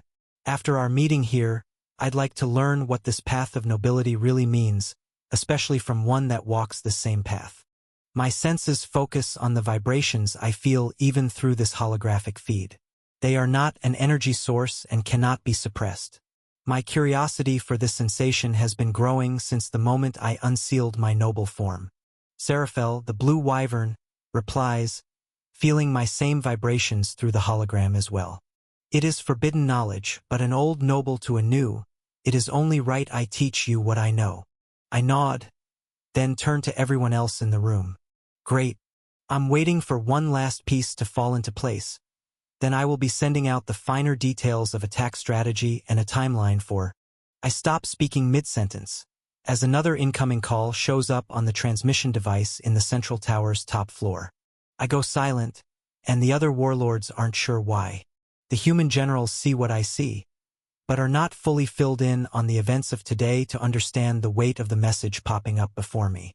Ember takes a step back from Zacian's hologram and immediately turns his hybrid body into a full-sized dragon, flapping his wings and enveloping his body in dense demonic energy without saying a word. I speak up while preparing to close out contact and deactivate my mana manipulation skill. It looks like I'll be able to send you that information faster than I thought. The Lord of the Grand Citadel is calling. I shift my face and complete body appearance back into the noble demon I killed on the human world and speak again. It appears he's taken the bait. I'm going to speak with the Vermilion family head. Chapter 738. At these words, the holograms of the warlords dissipate, and I make the divine energy manifestations of my generals evaporate too, though I do keep them on the call. A fifth general pops up in the void within our linked consciousnesses, and Ava looks through my eyes. She turns to the other 4 human minds watching, but I tune out of everything said after her words of, "Nice to meet you all." I just finish activating my concealment technique and use real demonic energy from my core to cover my body. Ember flaps his wings and slowly glides around the back of the room, leaving trails of demonic energy behind. I take a deep breath in and out, then press the accept button to allow the foreign call to connect to the Ellipsia Citadel central tower. The room goes silent, and I retract my aura inward, using the full extent of my power to conceal my true being and replicate a believable disguise of the first noble demon I killed. My mind is calm as I feel prepared for anything, but curiosity and caution still cloud my outer senses. The residual fear and loyalty of the memories from the Exile Guardian and Andrus Vermilion surface in my mind. They are not my own memories, but when the holographic call connects, and I see a towering shadowy figure appear with 2 long horns, there is no mistaking this domineering being. The first thing I feel is cold air washing through the room, and extremely strong vibrations of a noble bloodline shake the space. I don't flinch as no physical or mental attack is being sent out. It feels like some kind of illusion. There is no face on this figure that stands over double my noble form stature, and as the call connects, all I hear from it is a low growling sound. To keep up appearances, I place both arms behind my back and do not dare speak until spoken to. However, I decide not to bow in the family head's presence. While this is common courtesy for a newly ascended in the presence of their king, I have different plans. The room grows colder the longer I wait, looking directly into the dark, black shadowy void where the demon's face should be. Its low growl ceases and we wait in silence even longer, until the demon's raspy throat, as if it just screamed for hours, begins to turn to a slow chuckle. The massive hologram leans forward. "Draco Vermilion, quite bold of you to directly send me proof of you breaking one of the sacred family rules, to never kill a fellow demon." Wisps of dark black energy drain behind the hologram as it leans closer. The wisps that leave its body dissolve into threads of green divine energy, then dissipate into the atmosphere once out of range from the transmission device. It reminds me that we're not actually in the same room, but the vibrations and cold feeling I get just from looking at this massive demon make me second-guess myself. So I stay on guard while answering. "I was taking out the trash. If you expect me to work alongside a cowardly demon that cannot stare death in the eyes with a smile, then this family is not what I came to the upper realm to serve." I stare up at the shadowy horned hologram without a hint of fear in my eyes, and the cold presence of the family head returns, though its vibrations speed up and become stronger. "Your resolve is what all true noble demons should have. To act without care for the consequences, for the only goal is progress, strength, and prestige for the demon race. There are no races stronger than us. Your infractions will be permitted just this once." It pauses, standing up straight again while the room returns to its normal temperature and its vibrations calm down to a steady state. "You may call me Lord Muriel Vermilion. As one that walks the path of nobility, I will honor you with knowing my true name. Though, in the presence of lesser bloodlines, you must address me as the Vermilion family head. Did you know this text is from a different site? Read the official version to support the creator." The room fills with silence, and I nod once, allowing this demon to speak again. The Ellipsia Citadel is yours. However, in order to learn the proper commands to control all of its properties, specialized training and avatar upgrades must be carried out in a place we call the fortress. My gaze sharpens and I reply back. I refuse. I cross my arms and stare up at the outline of the shadowy demon, speaking again as the aura around him vibrates and the room grows cold. No amount of avatar upgrades or specialized commands could satiate my hunger. Sitting atop the citadel as its lord is no less boring than taking over that puny third-class human world you tasked me with. I've had no match since leaving my home world. Give me a true challenge now that I've made it to the land of the gods.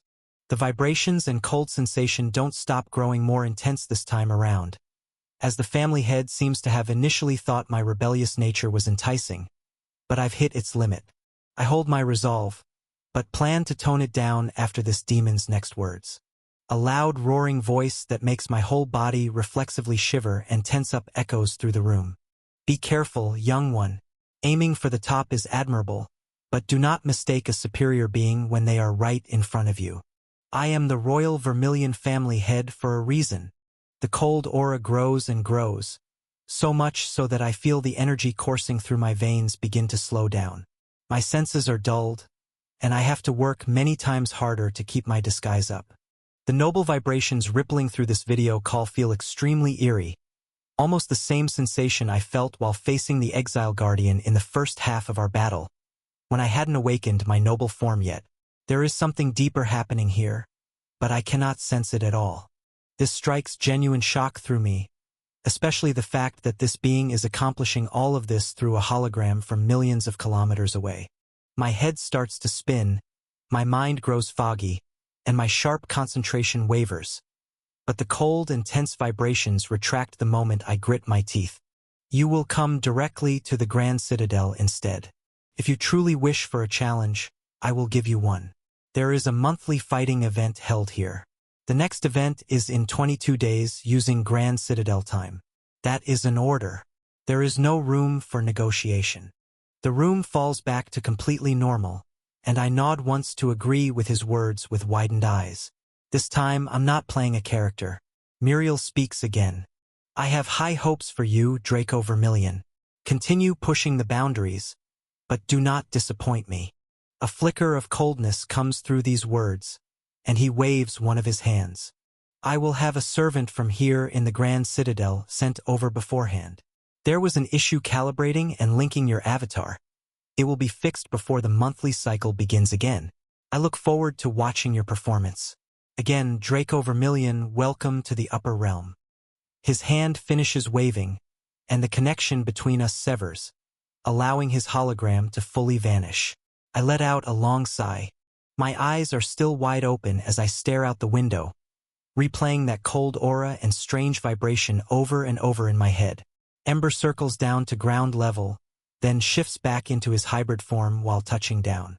He makes a comment while showing a grin and reaching into his ether storage. Looks like ASIC was right. Just about 3 weeks to prepare. Well, a little more. He walks up beside me and pulls out a glass bottle filled with a translucent liquid, then tosses it in my direction. My gaze shifts, and I use a small amount of telekinesis and divine threads to stop it from falling through the air and move it to my palm, which still has a bright one on it, while I allow the demonic energy all over my body to flow back into my core and let my ethereal white noble human form be exposed. I turn my head to Ember. What is this? He's already turned around, borrowing my concealment skill, and shrinking into his smallest 2-meter-tall form while using a random human appearance as a false identity. It's an ether refinement elixir. Considering your race's lifespan, it's safe to say you can only use a low-quality elixir like this one time. So, I would wait until you've gathered as much ether as possible before using it. He waves while tapping on his system, connecting a new member to the transmission device in the room and opening up a hatch in the floor. Just hold it in case of an emergency. Considering the strength of that demon you just pissed off, you'll need it. He chuckles and jumps down the hatch. I'm off to train with Zacian. You have an important lesson on nobility to attend. His eyes point back to the transmission system, which now shows Seraphel, the blue wyvern, pending and ready to talk. I take a deep breath, toss the elixir up and down in my hand a few times, then open a storage portal below it to let it fall inside. Next, I send out a message to the 5 generals still in my consciousness. Well, 22 days. Think you can manage that? Raven is the first to answer. It should be impossible, but we can try. Maria's voice sounds out next. Nothing is impossible. We'll figure out a way. Abby follows. Those black trees are still in the desert, the artifacts you brought back from the divine construct. We can use that to cycle energy faster. Ari comments last. We'll keep you updated. The 4 of them exit the mental link, and Ava stands alone in my mind. I speak to her first. Tell the others with you what you saw. After my talk with Seraphel, I'll have a real battle strategy figured out. Understood, she says, and I'm left alone in the room. Then, I accept the next incoming call and watch a massive visual of the noble wyvern appear in front of the glass separating me from the green city in the sky. Chapter 739. The familiar vibrations of a noble being ripple through me when the wyvern appears, but after feeling the violent aura that came off of the Vermilion family head, I'm now certain there was something more to that display I couldn't perceive. So, you spoke with the Grand Citadel's lord. It seems that the conversation was brief. Have we been exposed? I shake my head slowly, my questions about the upper realm growing more and more in my mind as I reply. No, my identity is secure for now, and as far as the family head is concerned, you are all still dead. Ava will be able to catch you up on what happened soon. We have over 3 weeks to prepare. The wyvern's expression doesn't change at all, and its body stays still. However, by now I'm used to its unchanging demeanor. Thousands of years of solitude must change one's psyche to not react to small issues like this with urgency. It replies, Impressive. I have moved to a private room in the High Orc's tower, so no one can hear us. Ember's words of your ambitions do not disappoint, but if you truly wish to challenge the Vermilion family head, you will need more knowledge of nobility than what you have shown me. The moment Seraphel's words cease, his entire holographic structure begins to vibrate with more intensity than it did before. Instead of feeling insidious and cold, the aura coming off this noble being is warm and inviting. My eyes widen, as if I'm lost in a trance while the blue wyvern brings its vibration intensity up to its maximum. It feels as though I'm resonating perfectly. Not a single wave from its being is lost from my perception, and in turn, my own ethereal noble form vibrates and shines brighter, giving off the same radiation back. I feel no energy being produced or lost. We are just existing and recognizing each other on the same frequency of noble wavelengths. It brings on no fatigue at all. If anything, it feels slightly invigorating. Even the room around me seems warmer and brighter, but all of my true bodily senses tell me that nothing at all in this room has changed. It is a self-induced illusion.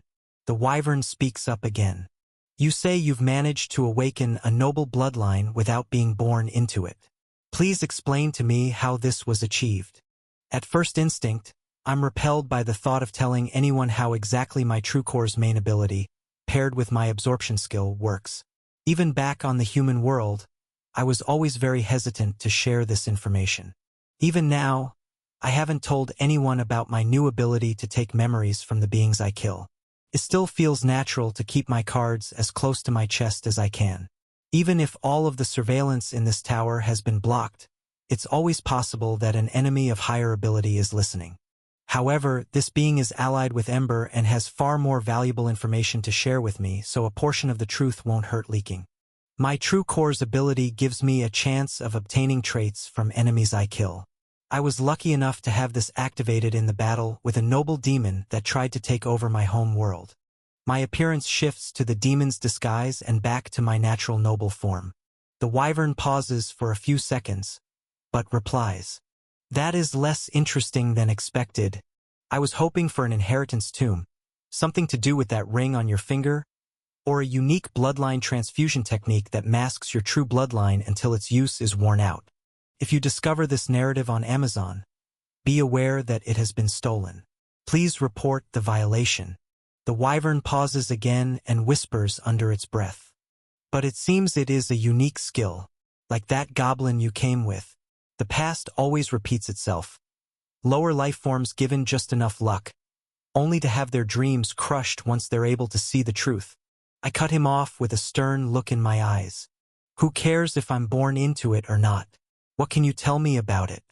Why is this transformation I have referred to as a path? And what are these vibrations? It feels real, but I'm certain their effects are an illusion. The wyvern's eyes sharpen as well, blocking out its memories of the past and stopping its cynical rambles to answer. Well, it is considered a path because once you take a step into the world of nobility, there is always somewhere higher you seek to climb. The simple transformation you're showing now may just be the surface of your power. All that unseal this bloodline have different potential. It hesitates and shows a look of curiosity and wonder again. Though, if what you say is true, you stole nobility from a demon, I do not know if the end of your path is where that demon would have landed, or if the humans now have a unique noble bloodline of their own. I raise an eyebrow, and the wyvern sees that I am quite confused by its words still. Allow me to explain further. The world classifications, 5th to 1st class. Then, of course, the noble grade worlds. They are given these classifications to signify the density of mana or demonic energy present on each world. However, this isn't the only metric used for the true grading scale. My attention is caught. What other metric could there be?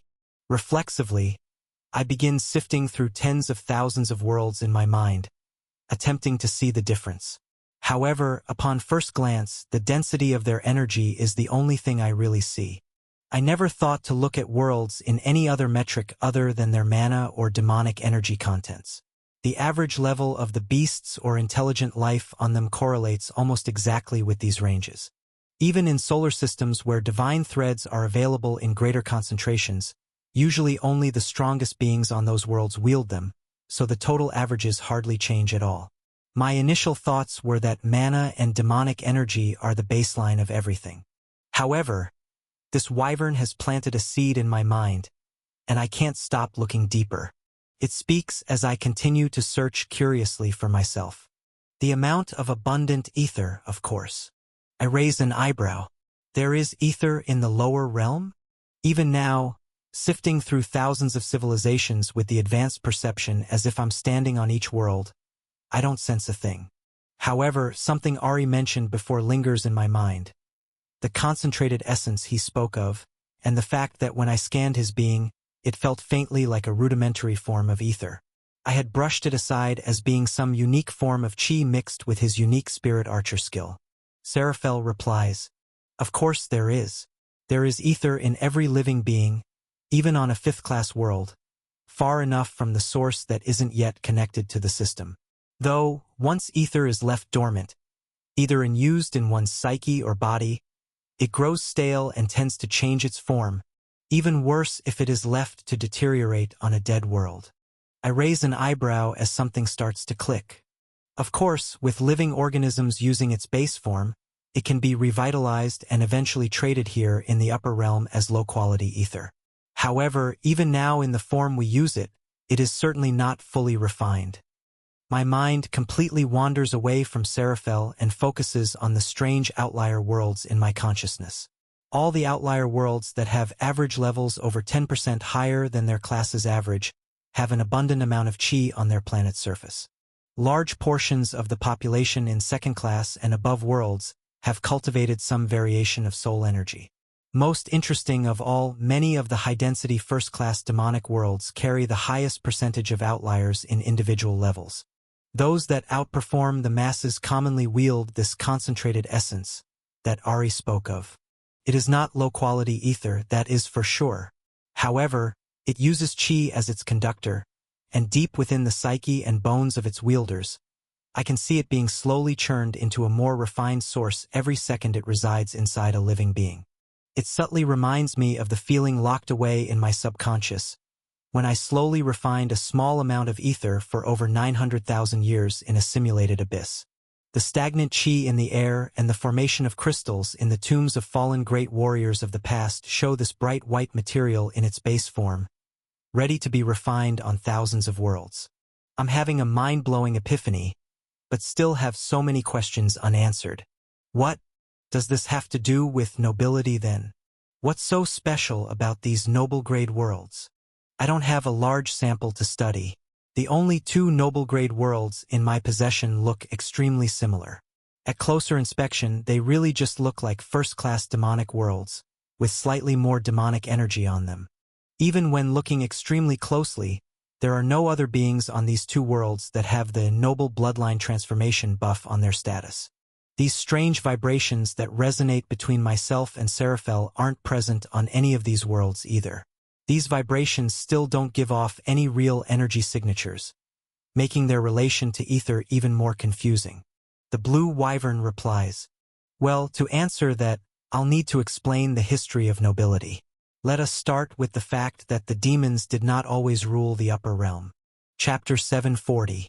Who ruled the upper realm before? The Wyvern nods slowly, looking upward, away from where the holographic transmission device can see. There have been many rulers. This upper realm is separated into many zones, just as vast and different as the lower realm is to the green zone you stand in now. Seraphel pauses as I consider the weight of his words.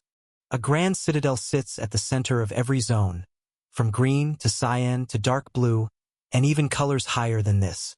They are what connect the zones of the upper realm together and give us the ability to send messages both up to members of our race in higher zones, while also contacting the lower realm from another plane of existence up here. My mind wanders, as the surprise that the other warlords showed when I said my generals were from the lower realm makes sense. Even now, as I sift through the tens of thousands of worlds in my consciousness, they all do feel as though they're somewhere else. I can't pinpoint an exact direction as to where or how I'm viewing each of them. The easiest way to describe the place where I look at them is from above, but in reality it is from a direction my brain cannot comprehend. The Wyvern continues in my confusion. Of course, there are higher zones. This is how the Overseer controls all of the realms below. I reply quickly, as this name is thrown out one too many times for me to continue not knowing its significance. The Overseer is an immortal, right? A divine beast. The Wyvern's pupils dilate slightly, but it returns to its stoic gaze once it responds. Yes, those are names that are thrown about in old legends. It's said that once you make it to the peak of the upper realm, the system blesses you with the opportunity to admire your work for eternity. Though who can really live forever? The rules of reality often change depending on who is in charge. That is, after all, why the demons have taken over the upper realm in the first place. This is where nobility blossoms. I raise an eyebrow, as in response to my simple question I get another convoluted response like every other being I ask about the Overseer. As the Wyvern continues to speak, I begin to accept that maybe the answer really isn't as simple as I wish it to be. You've witnessed the system mutate and bend to the will of the user, correct? Many ranked-up buffs on the mana-based systems act in this way, changing and evolving based on the journey of the organism that wields them. A system user's true core awakening is another great example of the external worlds will affecting the system's rules. My attention is grasped again, as I personally have two very distinct cases of this happening. The first being my unique skill, absorption. It has shifted and adapted to every environment and body change throughout my journey here, certainly a mutation of the system and its general use. Secondly, my first ranked-up buff, the Rising Emperor's Domain, a buff that has adapted to my growing push for power. Or maybe my growing need for power has accelerated as a result of it. Whatever the case may be, it is a buff that constantly changes and leads me down a path. The same goes for many powerful leaders I've killed back on the human world. All with strong wills and the drive to rule. They all had similar mutations in their systems, and buffs that pushed them toward an inevitable end. However, my path was paved over theirs to reach my own goals. This reminds me that no matter how powerful I may seem, others may have fates with even more grand finish lines lurking in the dark. The Wyvern's next words echo the sentiment I'm thinking to myself. Many races have similar skills, similar buffs, and similar destined strengths. This is why it is common for certain races like goblins or humans to only spawn on third-class and lower-graded worlds. While there are outliers and occasional unique skills, the patterns of fate are not changed easily. I raise an eyebrow at the wyvern's last line. As in many of its past comments, it has just said that no matter how hard lower races try, they will always fail. So you're saying these patterns can be changed? I'm saying they constantly are changing, but not as fast as you might think. In my 240,000 years alive, the upper realm was always ruled by the demons, though I had ancestors that spoke of a time when wyverns ruled all of the zones of the upper realm.